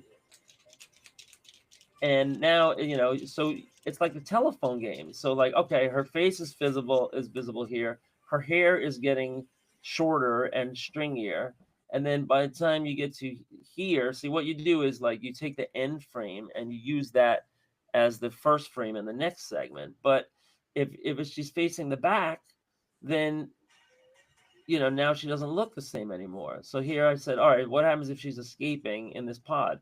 Then they pop open the pod again, and she looks like a manga face, right? So you're just going farther and farther away. Anyway, I tried, and long story short, I tried, and it doesn't work. But but I'm keeping my eye on it, because like there was a day that I called you, Kurt, and I was like, dude, man, like what they're doing, could be used for like, making an animated feature. And then you're like, no, Sonny, not yet. Yeah. Well, it's not only that, but it goes, this whole conversation, this part of the conversation that we've been going on dovetails back to the whole idea of like, how are you going to monetize it? Like, it's one thing to actually think you can make something good, but it's another level of like, how do you bring it to market, wherever the fuck that is, and then how do you monetize it? And the problem has been for the last like probably 10 years, maybe more, maybe closer to 20, but for 10 years, definitely, we've been living in a subscription model for monetization. And it's because the end user ends up thinking, I get all of this content for this amount of money, which could be $9.99 a month, right? And I have all of these movies and I have all the access to this. But that model's failing when 2 years ago, Amazon and Netflix introduced you can keep getting it for $9.99, but we're gonna put ads in there. But if you don't want the ads, you can go to $17.99. So, right. And then the other problem is we all know that if you want billions of people around the world to have access, doesn't mean they're going to see it. Access to your creation, then you've got to sign away a portion of those rights to that platform, which you will then ultimately lose complete control of. Which is what I've heard, and is why, in my opinion, a lot of the good stuff is not available on streaming platforms like Netflix and Amazon. Right, and that's we spoke about platforms taking the lion's share of the money when a independent creator creates something. This goes all the way from Roblox to OnlyFans to everything, and you have kids, like 13-year-old kids that are programming video games, and Roblox is taking 60% of the revenue, and so that's how it works. If you want to get platformed, you got to pay the price. We talk about the same balance, the same give and take in Kickstarter. We talk about the same give and take in any, big digital product, is that, if they're letting you get on their platform, you have to sign over, a significant portion of the revenue. Or even the ownership. I think these larger companies they're not worried about getting revenue immediately from it. What they're trying to do is they're trying to control the outcome ultimately of controlling the revenue when one of these things blows up. One of them has a blow up moment, and then you're like, oh fuck yeah, now I can take it to this platform or take it to them. They're like, nope, you can't. It's got to stay here, and everybody's got to come and see it. And then they all have to come and see it by getting either $9.99 with ads or $17.99 without the ads. So, it's not only tough for us to monetize creativity, it's tough for the mega corporations to do it. I have no empathy, but at the same time, they're in the same problem. Everybody in the world who's trying to make a living as a creator, an entertainer, is facing the same problem. And it's just as simple as, how do I get people in front of my work? And then how do I get them to compensate me for that, the monetization of it? Yeah, and it doesn't seem to be showing any right. If you promise to in any direction. Right. The same reason that eBay monitors every message that you send to somebody who buys your stuff. You could sell like some old shoes on eBay, and they'll be like monitoring your discussions with the guy, like, hey, you got any other old shoes in your house I can buy? Yeah. And they're like, yeah, man, here's my phone number. You'll get slapped with a warning from eBay saying, excuse me, you're not supposed to make outside contact. You have to do it on the platform. Yep. Right. Yeah. So yeah, but that's everybody wants. But you can't fault eBay for wanting to do that, because they have to monetize. Like, it's a shitty thing to do, though very easy if you know how to do it, to do to them, because you're devaluing the platform for everybody. In order for there to be a quicker access to be able to search and find. I'm not pro. It's just, these are logistic things that have to be taken into consideration if you want to get access to the things that you want to get access to. I don't know about that. Like, for a societal good and everything, because in the old days, you would say, like, all right, you would open up the local, penny saver, and it was like, okay, old pair of shoes for sale. And then you just contact the person separately, and you just paid for the classified, and that was it. There was no ownership of that sales contact, right? But that's what it's different now with these digital platforms, right? They own the connection that you just made with these people, right? And it's like, now, I mean, that the first thing I think of when you say the penny saver, it's Facebook Marketplace. The only problem is that you got to sign on to Facebook, and then you have to verify who you are. You know what I mean? Like, right. That's the that's reasonable in the age of terrorism and everything. But sure, but Facebook Marketplace is different, because you can totally make side deals, with somebody else, right?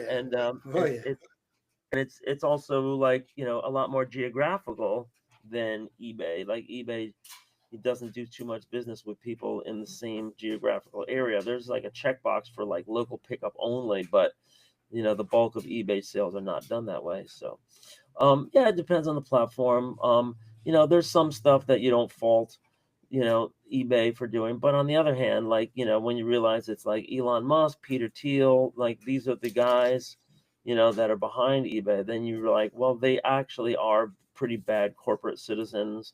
And for consumer protection and for exploitation and everything. I mean, I once heard that the number of actual physical employees at eBay would blow your mind. It's like 12 or something. It's like ridiculous. And there's no human contact. There's no phone number. There's no nothing. There's no payment arbitration service. There's nothing. No customer service at all. So eBay has always been a very interesting platform for buying and selling, and continues to be. I think I finished this page, and it's kind of type heavy. When you're looking at this, so let's look at this Tableau page for a second, if you can bring that one up. Oh, sure. So this is going to be the new page 3. We used to be new page 3. New page 3. Right.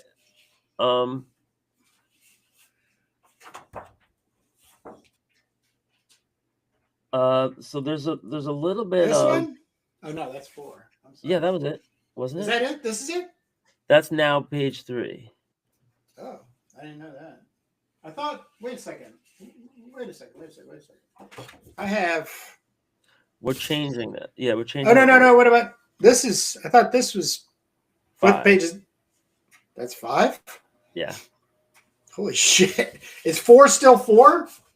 Well, what you thought was 4 is now 3. That's new page 4 rather. Okay, hold on.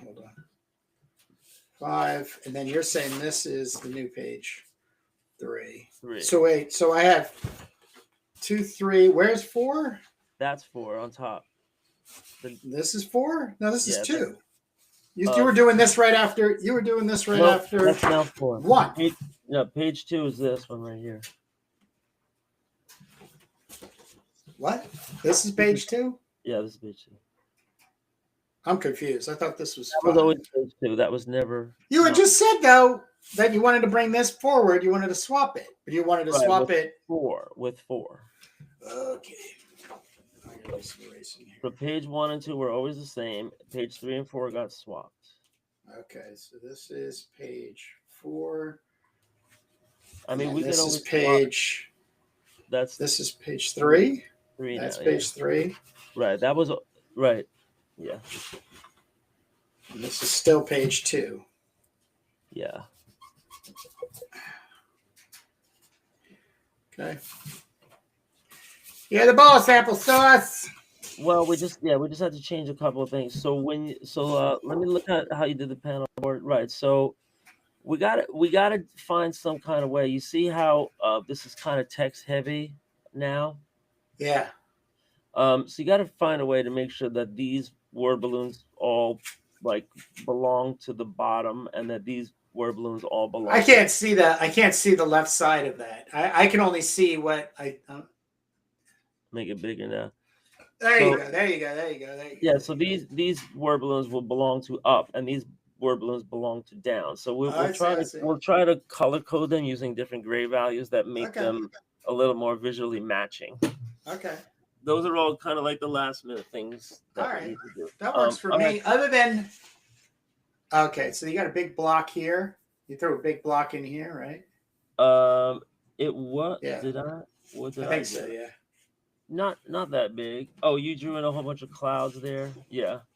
Right, but it's still okay. There's no Yeah, worries. I mean, There's no worry. My one piece of feedback to anybody, including Alex Turbin, is do not open your lines. Don't anticipate having something be there and you don't have to draw it. Draw through on the objects. Like at least do that for the skeletal structure of the line work, whether it's the penciling or some kind of beginning and an inking. Because it's just not, there's no way that prediction is going to come true for every single word balloon and everything like that. It's just not, it's not going to happen. So can you zoom into the bottom of the Tableau page, which is now page 3? Yeah. So if you don't, I will, but we need to bulk up the headline type. Yeah, I'm leaving that totally to you. Okay, I'll do it. And then it's also supposed to be... I'm thinking of even knocking this completely out and just making it look like a gray newspaper. Yeah. Well, you could gray it up, but I'm just going to... I'm going to use the... I don't even think I would rather just see you put something completely on your own in here, and even instead of even just trying to deal with this design for some kind of newspaper. Because right, well, that far in the future, we're still gonna have newspapers. I think the instructions said to make it like a headline. I mean, it's stretching. I mean, it looks like some kind of document that needs to say, nano fuel brick patent powers. I get that, but I definitely, when I saw it, knew it was not going to live up to your standard in design. It said newspaper clip headline: nano fuel brick patent powers SD fly cycle startup. And so he made it a 2-page spread of a newspaper. That's why I'm gonna totally knock this into gray. This is just gonna be gray. Brick patent, and he also made it SP instead of SD. There you go. But maybe that was hard to read on the printout or something. S is supposed to be South Dakota. All right. So I'm moving on to page 5 now. And so now at this point, Cool. I can give you at the end a preview for the new page 3, which was page 4. I think I gave you Awesome. page 3 before. We moved a couple of balloons around on the old page 3, new page 4. So I'll give that to you again, just so there's Okay. no. Now look at all this that I have to deal with. There's a lot of text on this page right here. That's oh yeah. Oh yeah. Now, yeah. So Okay. Okay. we'll probably cut some of it down. I mean, there are some Oh, blank. definitely. All right, so let's get into it. Hey, Jake, I'm gonna jump away just real quick for a break, bathroom break, Right. and then when I come back, you can do the same. Okay. Right?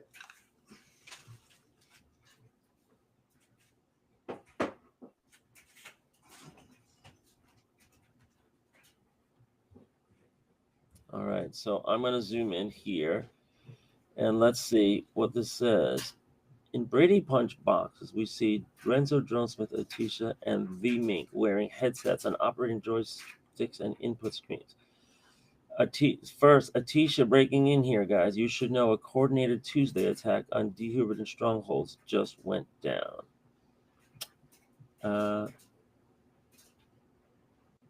So that's here. This should be first. But her picture is where? Her picture's all the way down here. Maybe should we move that up?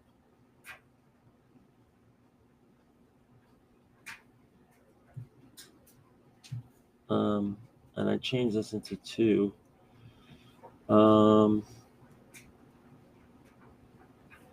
Atisha breaking in here, guys. You should know. Yeah, I had her listed first, but he drew this guy up top. That's the Ghost Riders. They brought 5K last year. Yeah, so question for Kurt, can we move Atisha's panel up to be first and fix that? What do we got here in the chat? Let's see. This says, and a quote. Oh, no chat. Nobody in the chat lately. Hey guys, Saboteur is there. Daryl Grant is there. Yes, well, you're reminding us of the things that we forgot. The titles, and Kurt put the links in. Great.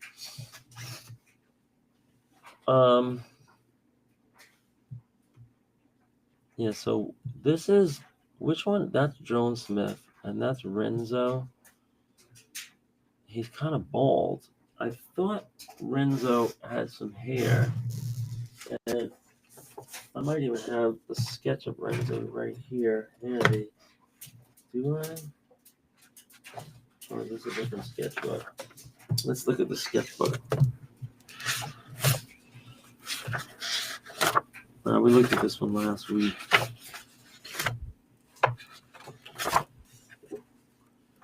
No, it doesn't have that sketch. That's a different sketchbook that's up in my book bag upstairs. Well, what I could do is I can just first kern all these. Says Lyrics MC. I thought Lyrics MC was spelled with an X.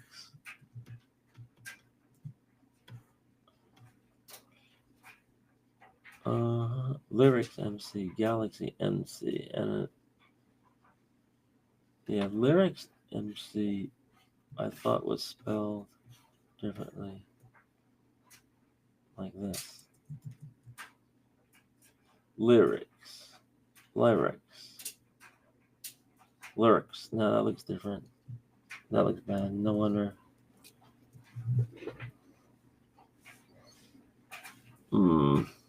Oh, how about IX? There we go. Lyrics. That's what we want. So we're creating some motorcycle gangs here, and we're referring to them. They're air cycle gangs, and some of them are in legion with the Duke and his resistance forces. And we see in these communications, Duke is ordering them to receive messages on cyberfiber that have particular hashtags. And when the Duke issues a hashtag from his official account, then other people carry that hashtag through the cyberfiber system so that it gets seen and distributed. And we're calling MC Galaxy MC. Should be, I guess, one word. Hey, Kurt? All right, I'm back. Yeah. Is there any way that on page 5 we can transpose the panels so that the people appear in the order of how they speak? Well, you can do that once it's all done, because I mean that's a simple. Oh yeah, those are equal panels. Perfect. Yeah, Okay. yeah. I mean, that is definitely the core of what our reshaping All right. position is with these. Because I'm, totally gutting everything. Everything is going to remain white out here. Okay. Yeah. And we blast the levels up, but contrast wise, just a little bit. It'll make it really easier to go that way. Okay, so I'm going to, but they're all the same size. See, I don't have the panel borders here, so it's hard for me to. Yeah. No, they're all the same size. Do design around that. Yeah, you're good. I guess we're gonna have to hyphenate these MC names, but there's gonna be lyrics MC, and we have to put these more in order where they belong. I did update the not the quantum drew, the Pbot. So there's a page on hellclaw.com. It has a whole bunch of new writing now regarding the Pbot and the world that leads up to the Pbots. Cool.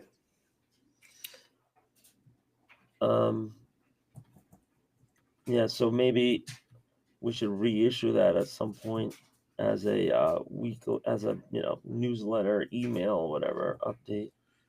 We'll also start thinking in the way of like campaigns, for the Substack, using the Substack to campaign and having material, fresh material that actually backs into the printed material for the comic book, and you got a sweet Substack post.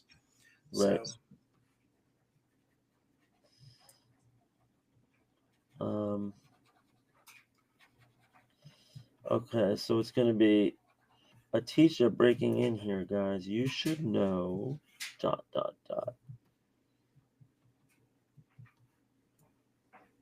And a coordinated Tuesday attack on D-Hub strongholds just went down.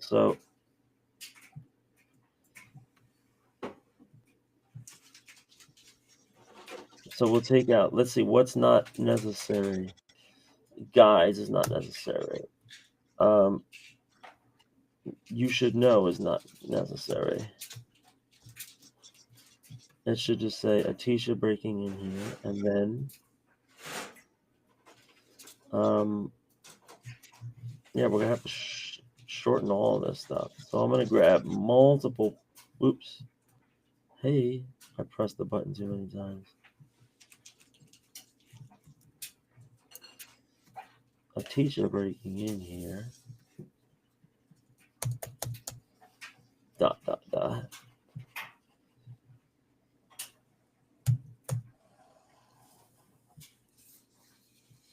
I'm going to grab all these panels and make them all One point border with a white background, except for the black knockout one. Yeah, I'm gonna go take my bathroom break. I'll be right back. Okay. Okay.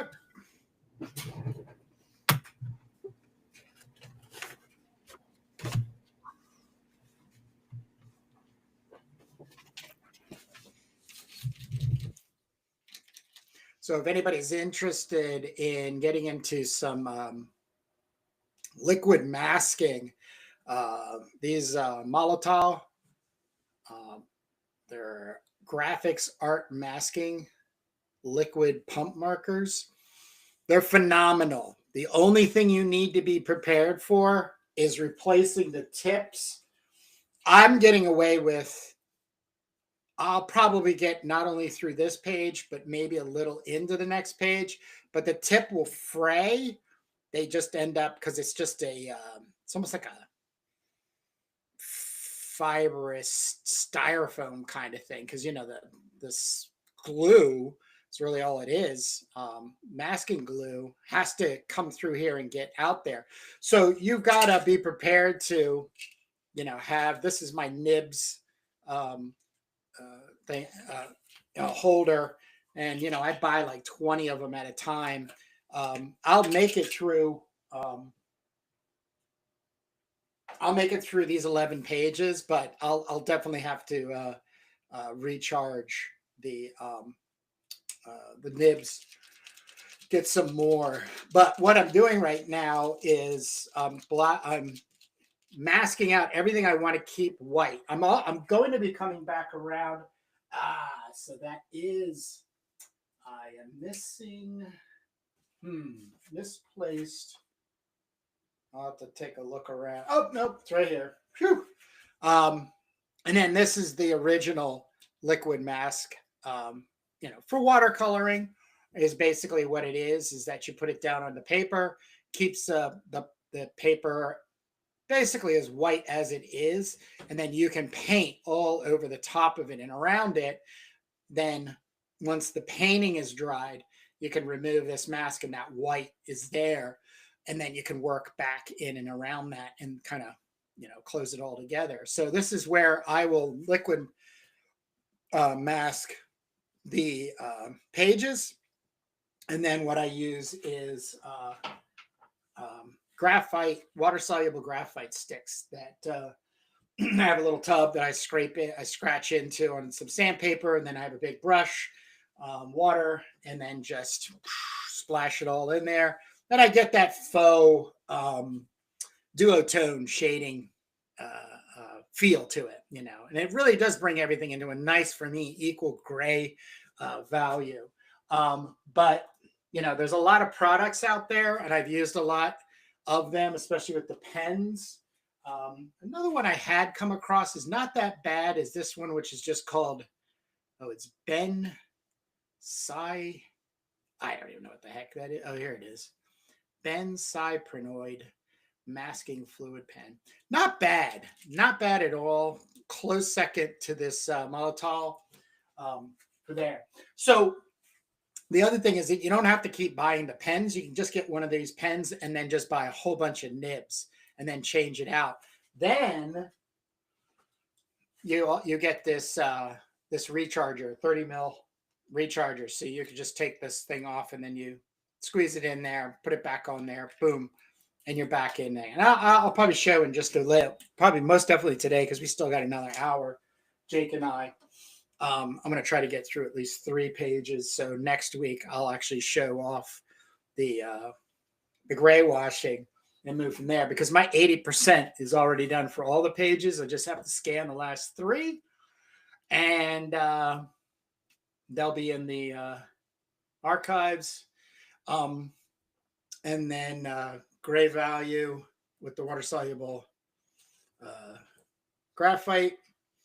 Once they dry, then I will be off and running, making my magic with the tones and texturing that I so much enjoy.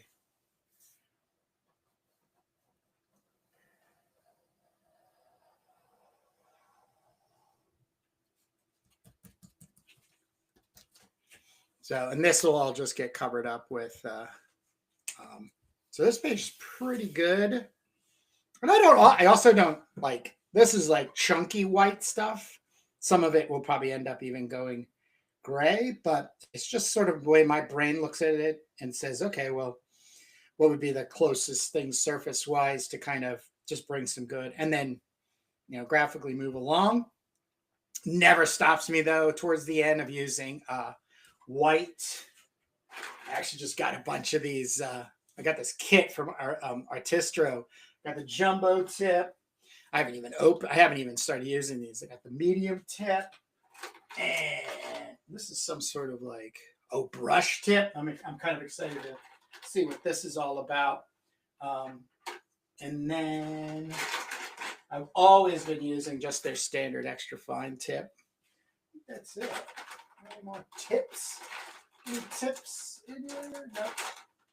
Nope. So these are all, a part of making things come back to being white, because it's easy to put black down on white paper. I think the when it starts getting tricky is when you want to start dimensionalizing it, 3D, realistic, blah, blah, blah. I'm more interested in treating the whole entire page as one image that just so happens to be broken down into graphic compartments and storytelling. So that's the thing that I challenge myself with all the pages. Yeah, as I'm seeing here, though, this is like a move here. I can bring this up into. Okay. He's back, everybody. We're back. Better than ever. All right, so I do have to move a little. I have to work a little flexibly here because these are all going to be.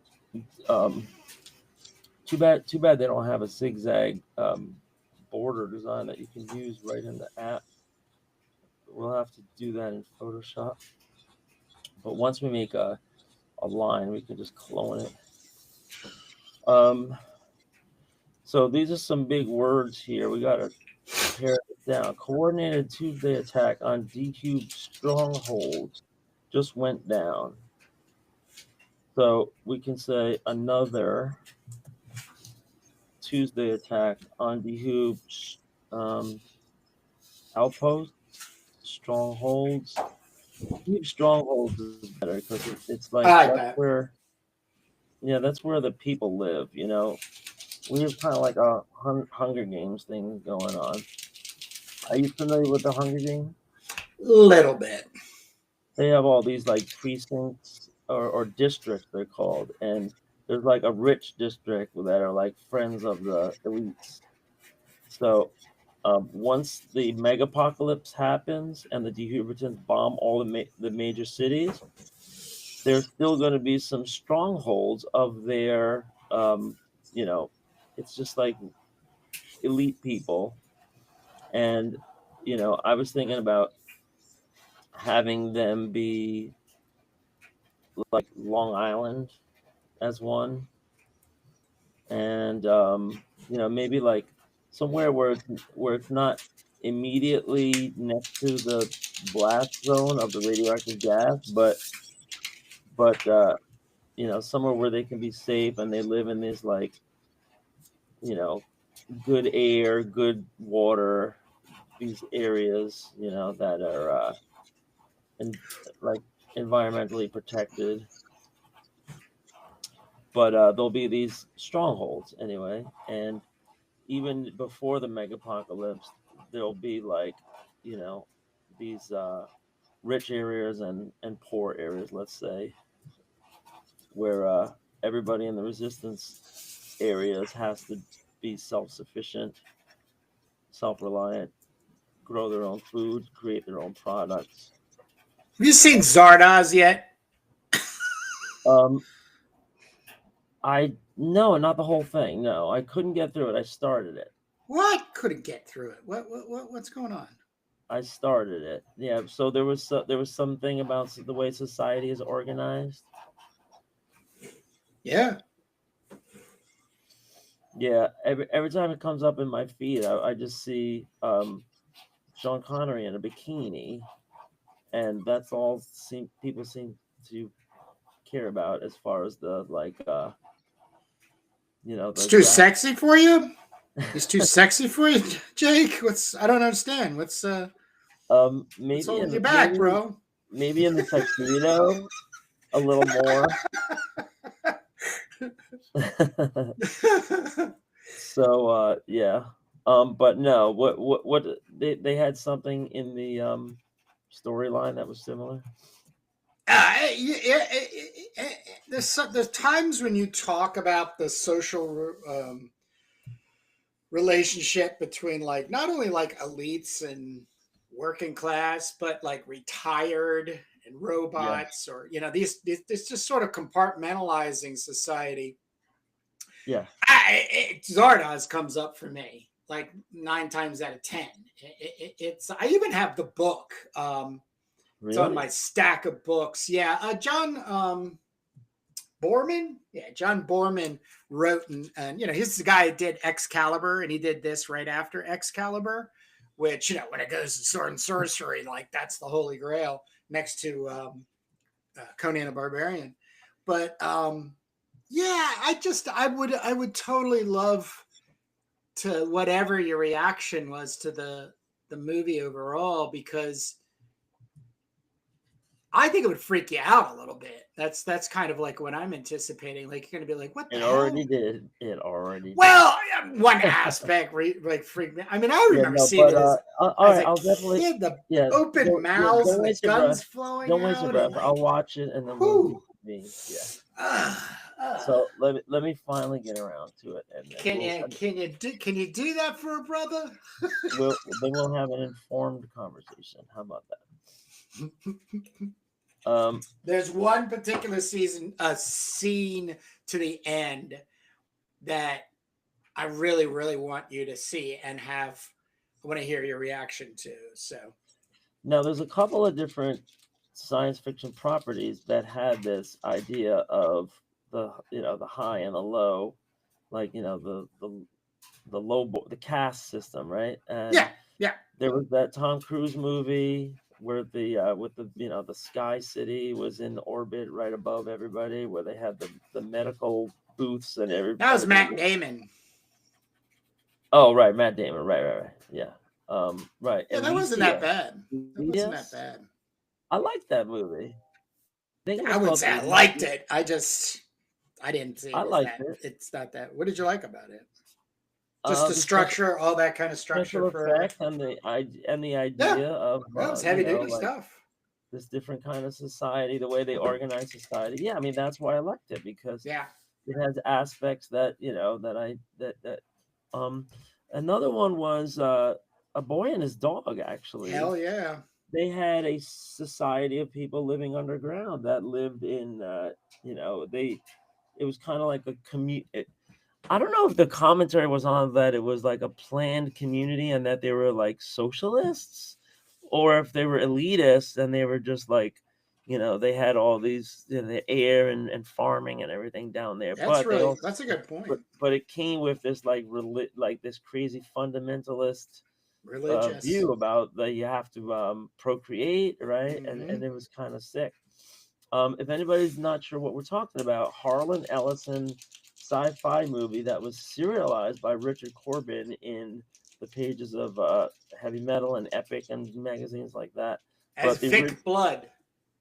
the original movie starred a young Don Johnson. Don Johnson and had some interesting ideas. It kind of goes weird, but um, in the the pantheon of post-apocalyptic sci-fi movies, A Boy and His Dog is pointed to by the creators of Mad Max and the Road Warrior. Yeah. As their inspiration for a post-apocalyptic landscape. I mean, it's kind of weird that we've never seen such a landscape before in any movie. I guess maybe there's some like vague examples, but Well, the one with I Am Legend, with Will Charlton Heston. oh, Charlton Heston. Well, the Planet of the Apes? No, no, no, no, no. Was I am I Am oh God. Legend with Will Smith. Yeah, but that was the third iteration. The first one Oh, was with uh, Vincent Price, Last Man on Earth. Vincent This is Price. yeah. Hold on a second. Here we go. I am Wow. Legend. So yeah, the I am idea and Legend. the idea is real because we can talk about like Yeah. So um the first movie was with Vincent Price. It was called Last Man on Earth, and it was like 1964, and it was a kind of vampire zombie based stuff. Then I believe that's also Roger Corman. In '71, uh, Chuck Heston does the Omega Man, and okay, that was a real treat because also you get Soylent Green, right? That yeah, was also another post. So you get these little peeks into that, but you can see how George Miller obsessed on yeah, Boy and his dog to make Mad Max. yeah. That you could see that totally.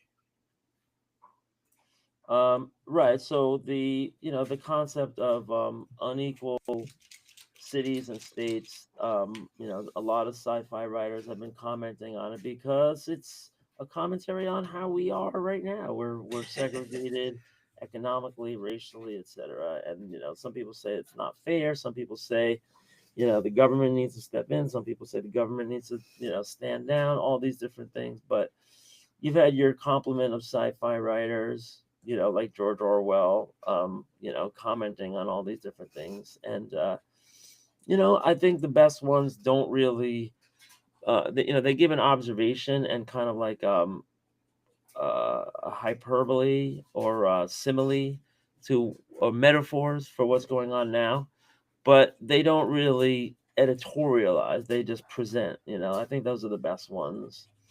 Like there could be characters from both point of views inside the stories, right? Yeah. Right. So I mean, obviously there are in Elysium. There's the rich and the poor, and the downtrodden. But the question is what does the author believe? And sometimes the author's just like, well, I'm just telling a story here. Don't put on like everybody fights over Orwell. Like, oh, he was an anti-fascist, and then some said, well, no, he was kind of like pro democracy, or there's all these kind of arguments over that. And I Well, think during World War II specifically, there was a lot of power shifting going on from World War One and the outcome of that to World War II and the outcome of that. There's a huge amount of global power shifting. That's where it really starts getting sci-fi, and tiered.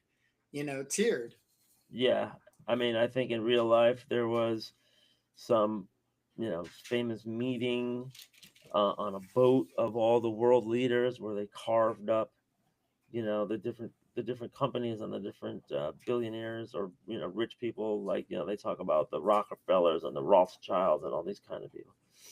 And I don't know the actual history of it, but I think the big takeaway was that the rich and powerful carved up the entire third world and said, okay, you're going to do strip mining here, you're going to do coal extraction there, you're going to get all the diamonds here, and they all just like looked at a giant map of the world and it's like did whatever they wanted. And that's the takeaway of the economic summit or whatever that I read about. But yeah, it's sci-fi. So there's the haves and the have-nots, right? That's all we're getting at. It's a really fascinating thing. What's I that? remember hearing this. Years ago. Because of Sword and Sorcery, I'm always watching on YouTube anything to do with like medieval culture and history and stuff. So Yeah, I'll watch anything. I'll watch anything that, and then like Ice Age, the Solutreans, coming to America first, 20,000 years ago, ice bridge, all this stuff, right? But economically, after the first Black Plague, when the society started regrouping and the serfdom, these plots of land needed to be reemployed with new tenants to be able to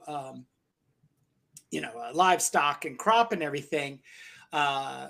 People were coming into towns. Yeah. They were coming into towns, or not even towns. They would be, domains with some, lord living there, and they would basically explicitly get signed contracts that were 3 to 5 times higher than they were before the Black Plague. So, and these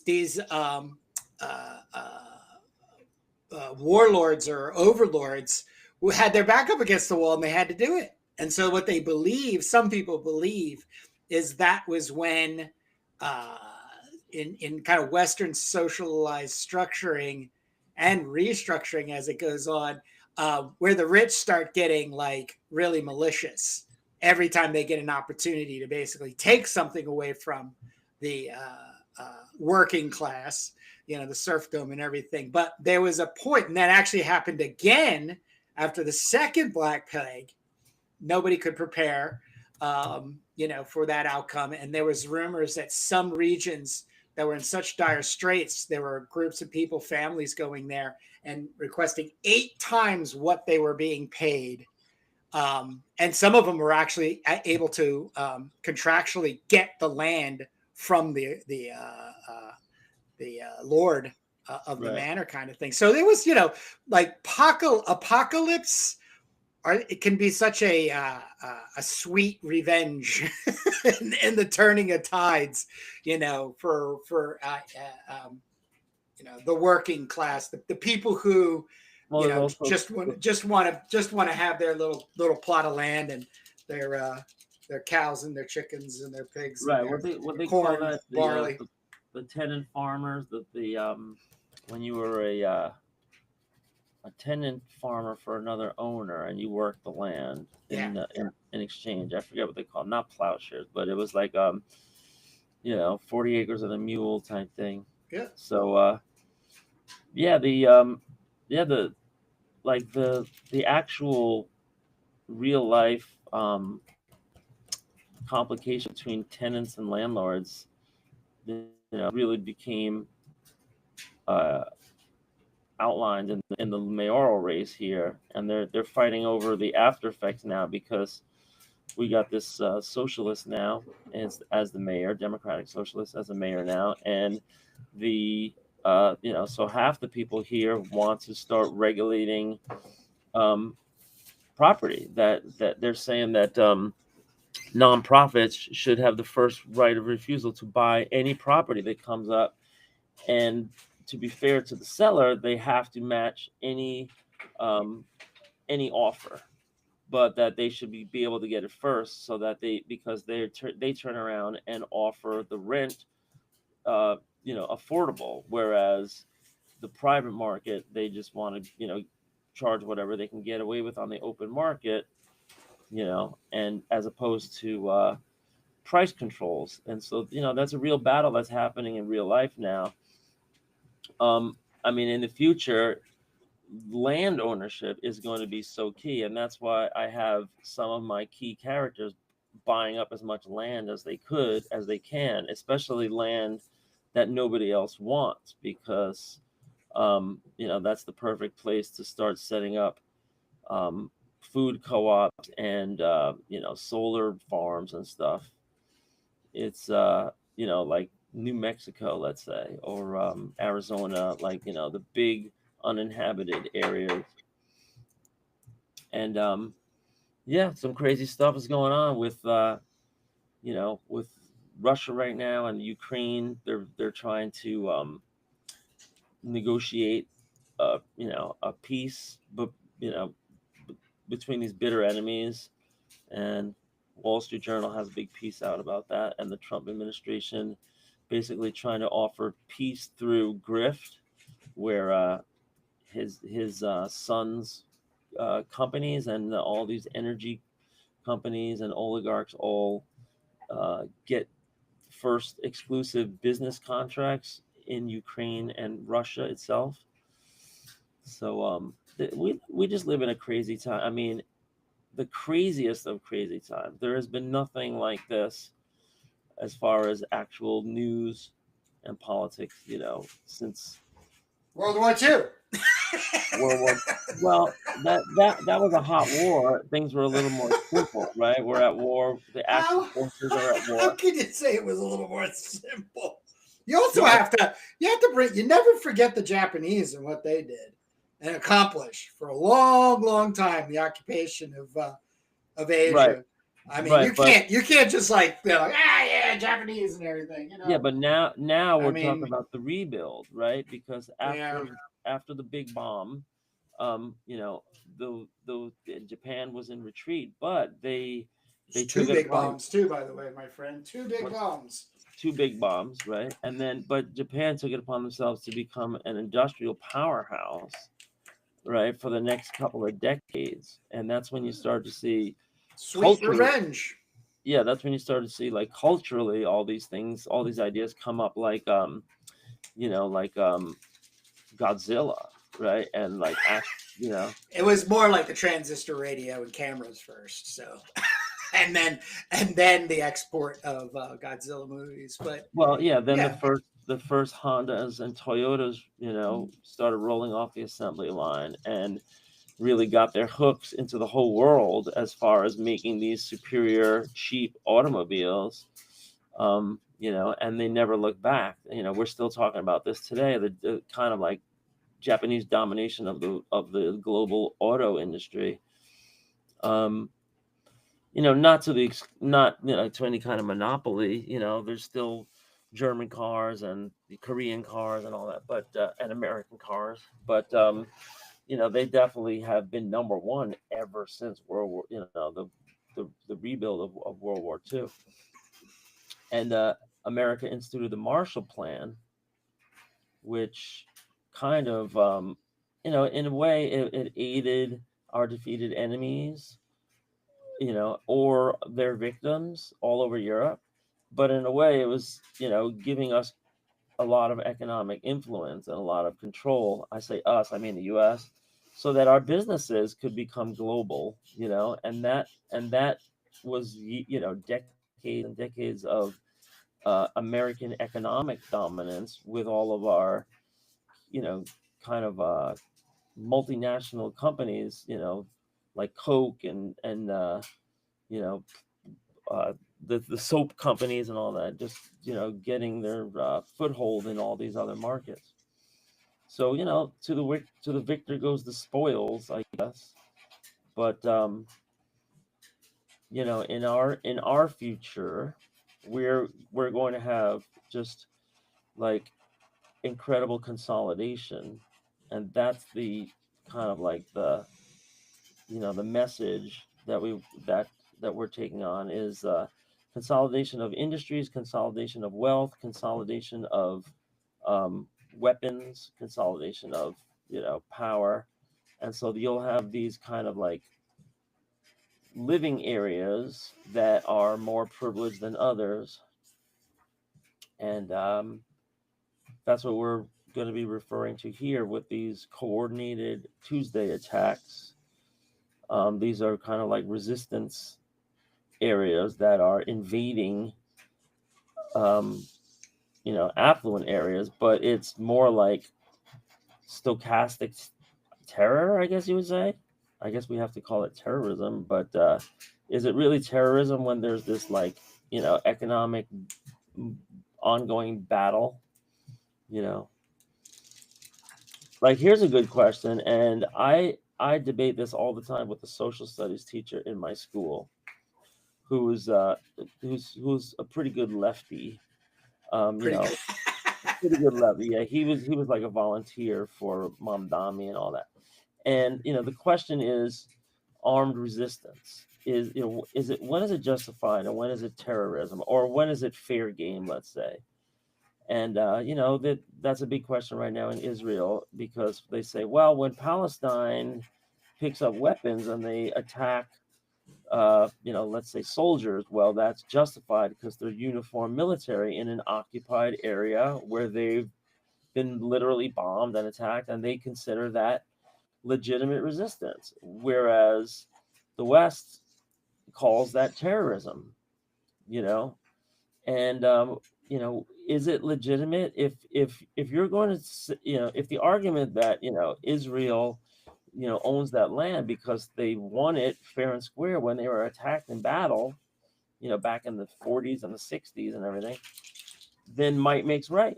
And if might makes right, then that means you're not a terrorist if you do an armed attack. You're just fighting, to the death for your land, let's say.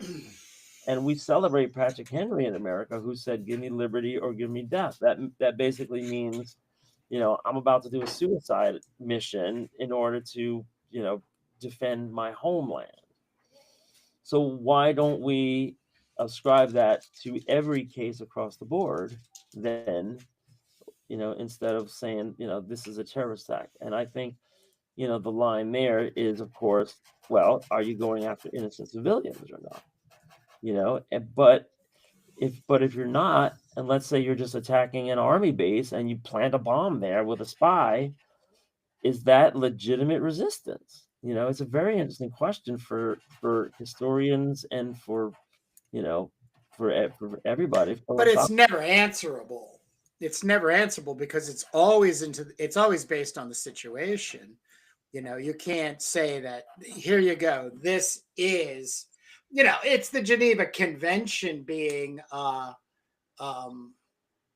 stretched thin, as and pushed in order to consolidate and authenticate your actions. And it's crazy. It's a crazy. It's an interesting area for debate. Oh yeah. But once again, when you bring it back to a silly sci-fi comic book, and making things have or feel some depth, which is a powerful way of telling a story. It's like, how far do you need to reach back? No, in you're history. trying to go forward. Yeah, you're trying to go forward. Yeah, exactly. And give a possible version of an outcome, which the trajectory is from an a rough or poignant ideological POV. Yeah. Right. I mean, the things that are going to happen in the future. So sci-fi, science fiction is predicting, imagining, but also kind of like proselytizing, like, like what we should and what we shouldn't do. Like, beware of this, beware of that. That's what sci-fi is doing. Still, God, it's so weird. I am so weird. I remember seeing the John Hurt version. The John Hurt version of 1984. And I must have watched that like 5 or 6 times in like maybe 3 or 4 days. I was so mesmerized by the apocalyptic situation, but found out later that I was exploring my own existentialism through that movie, which I still think, going back to Conan, it for me, and Mad Max too, those are such amazing existentialistic POVs. It's just because that's my core. I love it. I love existentialism. I love the physical, emotional reaction of a character to what seems to be insurmountable odds, and the amount of intelligence and violence that is necessary to get yourself out of it. Not accomplish a goal, but get yourself out of it. Hence, Conan and Mad Max, Road Warrior as well. But Mad Max, like, those are very synonymous existential films. I mean, these two individual males are pushed too far, but what their counter reaction to it is to become amazing. What does not kill you makes you strong. Oh! That was the opening screen. I'm a dork for Conan. that.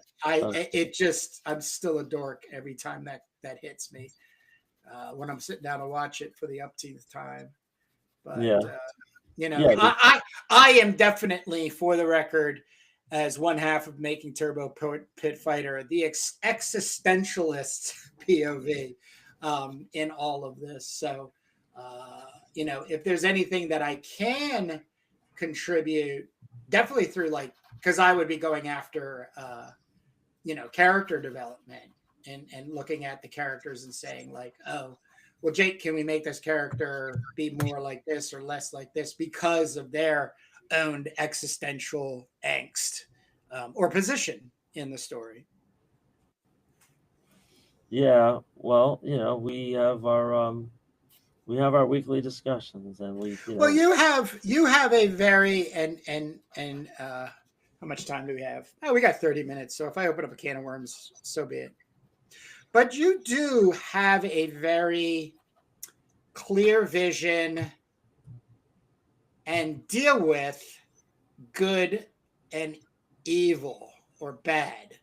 Like the majority of what I experience in working with you, and hearing and reading the stories that you're always pushing, which I think is also why the Substack is such a good vehicle for you, yeah. is your own mechanical working out between the shifting of things being or going and coming from good and evil positions.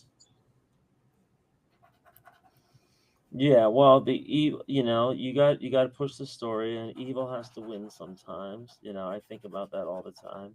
Yeah. Why? Why? Well, because the action is back and forth like a sine wave. Right. It's like, right. You win one, you lose some, and that's how you tell the tale. You could make it, really, really, like, dark, and, like, the bad guys are winning most of the time, and everything is oppressive. There's a lot of suffering. That does sound like the story, though. I mean, I think from anybody sitting outside and listening to us for chunks of time, because very few people, other than the ones, God bless them, that are in our, are right now hanging with us and are probably have their own heads down and working out their own storytelling motive. It definitely comes. I guess I'm just kind of pushing us into, like, a clarifier in stylistic storytelling. Yeah, I mean, we have our preferences. I mean, obviously we discuss Road Warrior a lot, but and there's a lot of suffering. The bad guys win a lot of the times. They try to set that, not only that world, they actually set up that genre, off and running. Which you see repeated. I mean, I loved, The Road, featuring Viggo Mortensen. Oh, God, yes. all these movies tapped into that, right? And I make it my business to watch all the low budget ones, because you see a lot of interesting things, and especially, like, even what's the virus movie, 28 seconds, 28 minutes, 28 months, right? All that. They're tapping into it as well. If you start out with that premise, there's something about it's popular, and it's popular because it taps into people that, I guess, want to feel better about where we are now. Like, it's escapism. Like life could be so much worse. I remember there was, like, a disaster movie genre created with this director, Irwin Allen, who had like the Poseidon Adventure and the what was it, the Flaming Tower, there was all these movies. They were like disaster movies, and then you saw like the earthquake movies, and then you saw there's been a couple of them, like a comet's gonna hit the earth, disaster, like these big sweeping disaster movies, and that became kind of like a genre. And so there's something about that people tap into. Maybe it's relatable in as far as like, people are paranoid and they want to see on screen, what it would look like, how it would play out, stuff like that. Yeah, and that the good guys win. Like, thank God, we're safe. We're gonna be safe Well, because there's a good sometimes they, hero. There's a yeah, good hero out there that's gonna keep us and make it safe for us. right, relatively safe. Like, sometimes they really just offer hope, and Right. because things look so dire in real life, and some people just want to like stew in that, when they're watching their shows. Um, I don't know, maybe maybe they're hoping that, you know, when these things get popular, that it has an actual effect on society. I don't know. That for me is where I feel like that's tough. Like to sit down and make something like I don't think Animal Farm and uh, 1984 were written for the purpose of like you know it is like a don't you probably it's like this it's a morality tale that's basically saying like hey everybody this could be how things go if you don't dot dot dot dot. Right. But it's exactly what's happened, and we didn't do anything. What do you mean? 1984 came true in so many ways. We all live I in mean, boxes and are not allowed to have sex well, only for procreation reasons, which that was some people. I watched an essay that was trying to prove the point that movie is a romance novel. right. Oh yeah. Well, there was definitely That like, goes horribly wrong, like all good romance novels used to no, that go was in a the romantic age, right? well, Right? that was a huge hook. It was Right? that, that the character's goal was, a relationship with a Yeah, woman. yeah. That tapped into every loner reading the paperback, at the Yep. time. Same thing with Catcher in the Rye, Mm-hmm, but mm-hmm. They no, I mean, actually cited that too. right, and you could argue that there are people living in little cubicles all over the world, right? In pueblos and like Japan and like, wherever, like, there's 25 Mexicans living in an apartment, because that's all they can afford. There's all that reality happening. But I'm mostly talking about the disinformation, and Yeah, the yeah, yeah. propaganda part of it, because we have newspeak now. It's called texting, right? And in 1984, the novel, they said the government was like routinely destroying words and getting rid of words because they're no longer necessary to be so long, and you can just abbreviate them.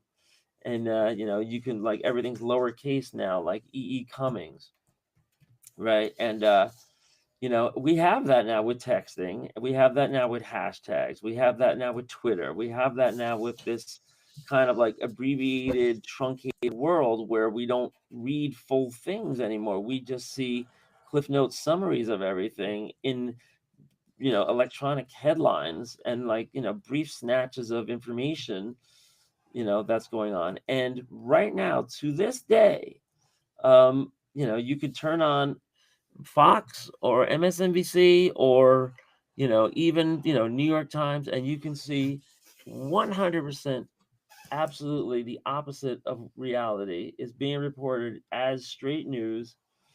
Sometimes, it's coming from the government. Sometimes it's coming from, business interests. Sometimes it's just coming from a lone billionaire who bought the paper, like Elon Musk or Zuckerberg or Jeff Bezos. They're just snatching up Twitter. They're snatching up, the New York Times. I mean, the Washington Post. Like they're literally just buying it. The Atlantic was bought by Steve Jobs' widow, so every article in there is coming through her lens, you know, and there's a degree that 1984 is absolutely true today, and the New York Post is some of the worst. Here in New York City, we have the New York Post every day. They have a headline, and it's just bullshit. It's just garbage. It's like easily provable too. And the New York Post doesn't even hide it sometimes. Like today, they had a piece where they had this clickbait headline, and then when you read down literally the last paragraph, just neutralizes everything that they claim.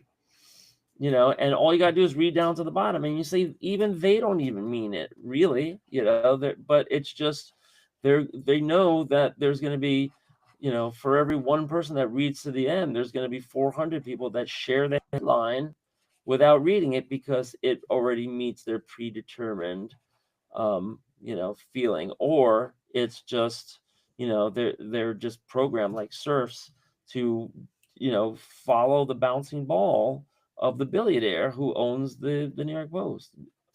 Of course, everyone knows New York Post is owned by Rupert Murdoch, who owns Fox News and Sky News and the Wall Street Journal and the Economist and all these other magazines. But we usually don't get like into partisan politics here, but we are just talking about reality. And sometimes that does poke its head into our everyday life. And one thing that we are witnessing now, I don't care if you're in Delaware or if you're in New York, is the disappearance of local press. It's just 100% dead and gone and dying. And you might have like a couple of local papers left, like in San Antonio somewhere, or Michigan, or like there might still be some ones like when the second generation took over from the ma and pa owner.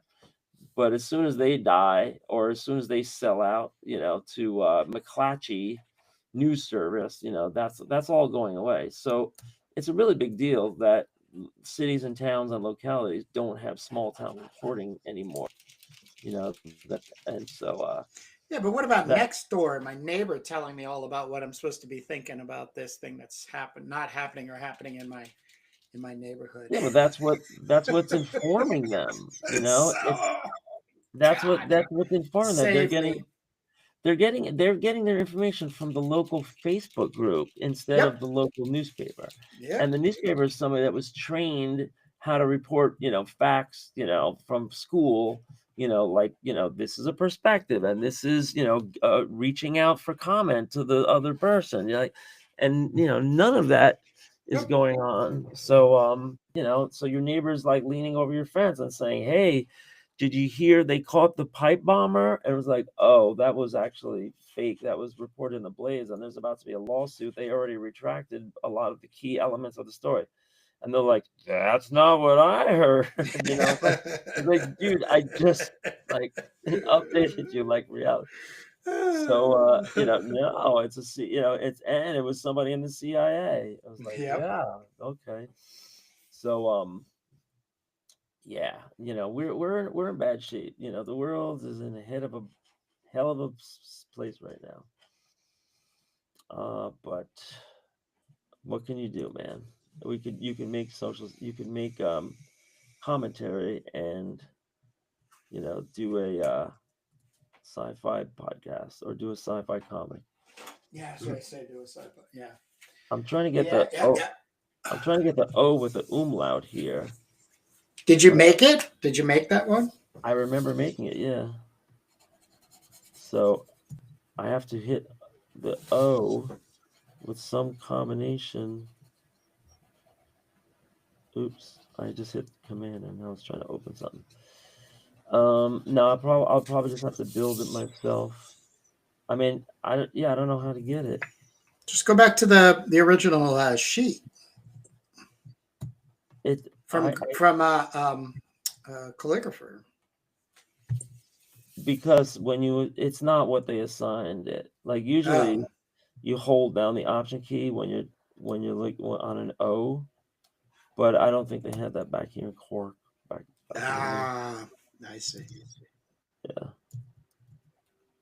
and yeah. All right, so time check is we got 15 minutes to 1 o'clock. And I am actually moving quite along.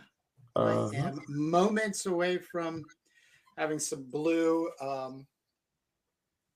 liquid mask on the first 3 pages, which means next week I will be putting this good. I'll be brushing down a layer of Winsor Newton art masking fluid. Let that dry. Continue on to the other pages. There's a chance that next week when you tune in, I will actually be showing off my gray graphite wash technique there. So, but man, what a fantastic Sunday. Um, like I said, man, I love hanging out at Jake's house. Here we go. Here we are. I'm typing out all these keys and all these combinations, and I can't get the O with the umlaut.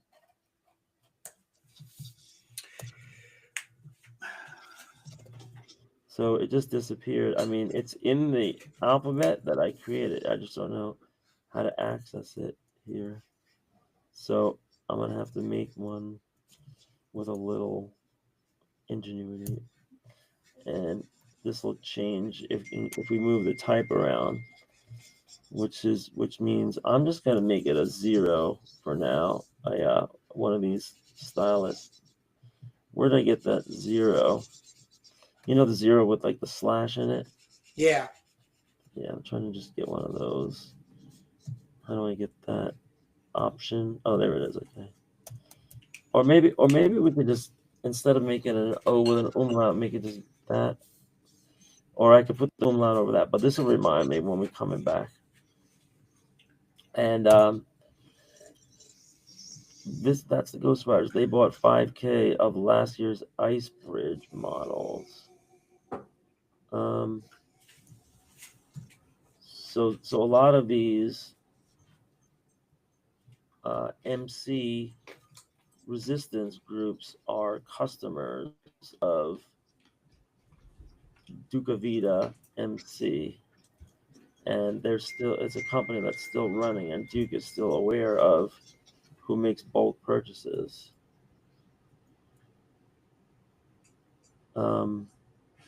Thinking of making the name Icebird instead of Icebridge, because just to make it shorter, with half of them subs, that means subscriptions. We can boost their battery algos from the station or from Central.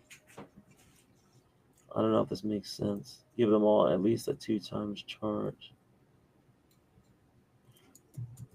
That's admitting that the subscription model, when you buy a motorcycle or an air cycle in the future, is going to be such that they can control your battery from the central station, your battery efficiency. And they could, with a flip of a button, give you better performance. And this is what Duke is going to do now that they're performing for him. Now that they're like a part of the resistance. But it's also kind of capitalist to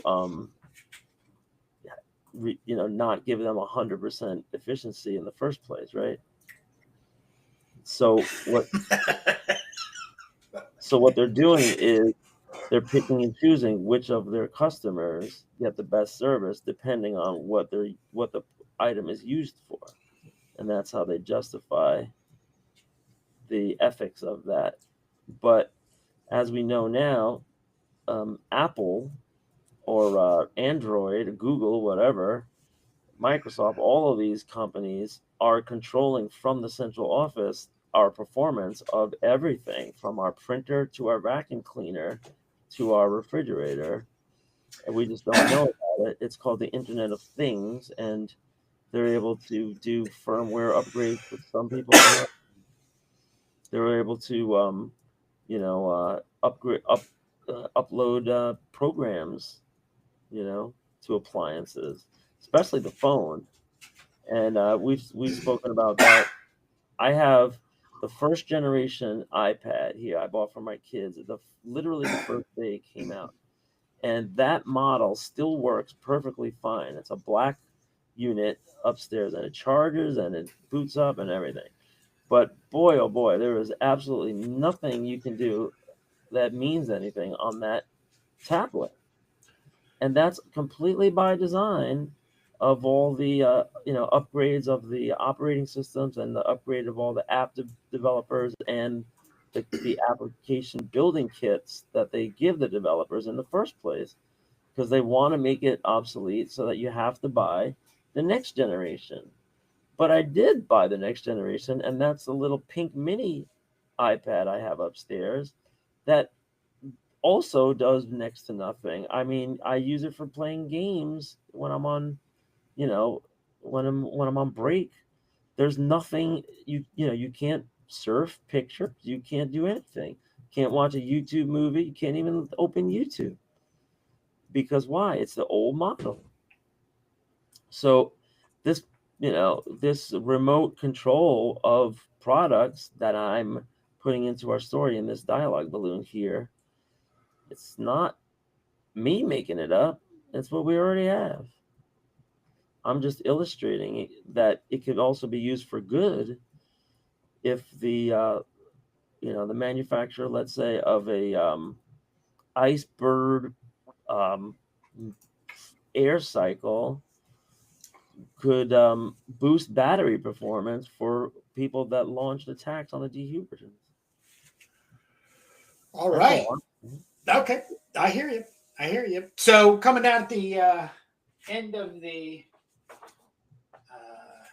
this Sunday 3-hour session, we're getting a ton done. Jake and I's goal is to have all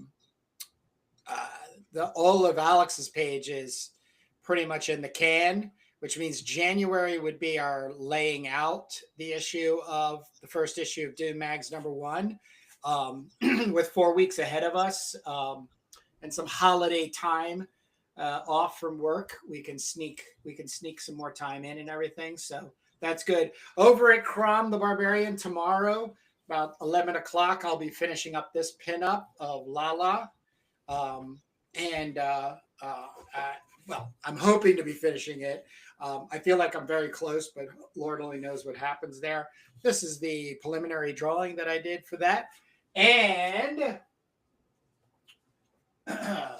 my release party, if you will, for Crom Anthology #1 will also be closing tomorrow.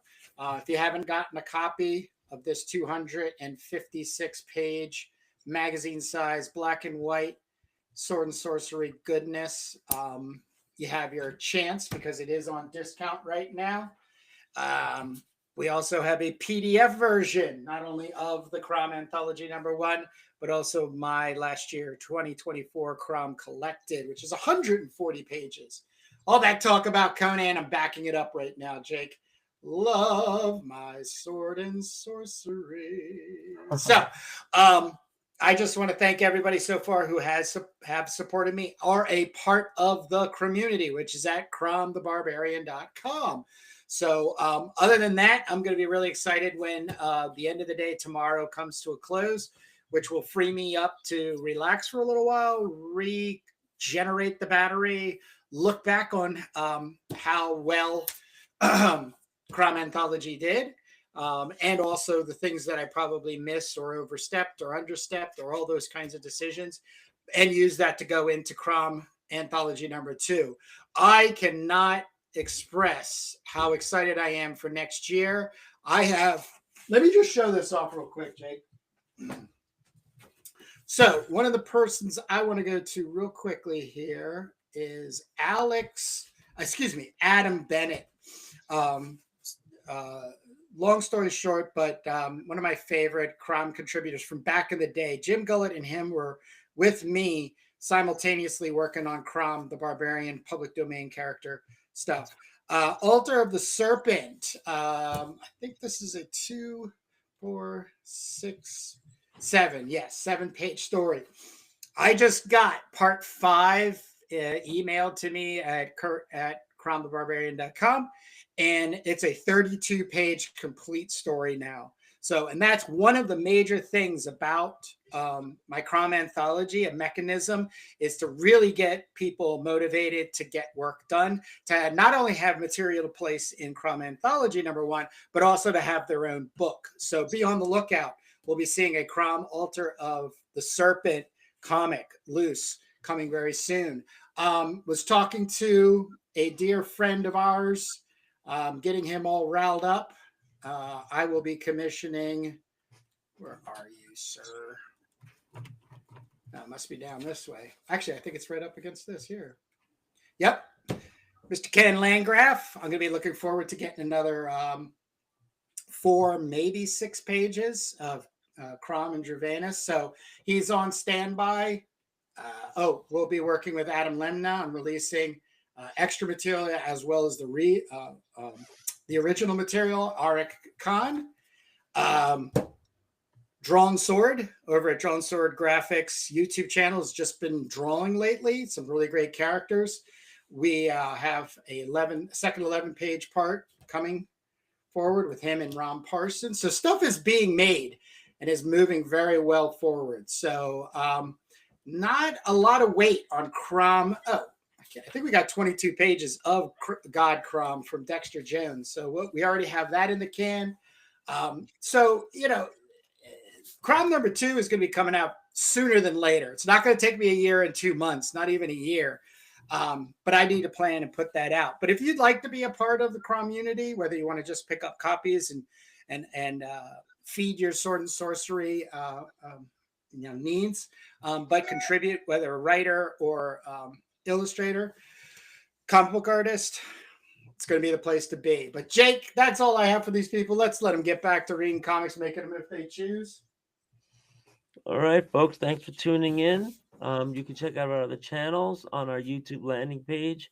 Just plug Turbo Pit Fighter into Google. It'll be the first hit. But we also have our Comics That Influence, a series where you have dozens and scores of episodes of flip-throughs. Can't wait to get back to that.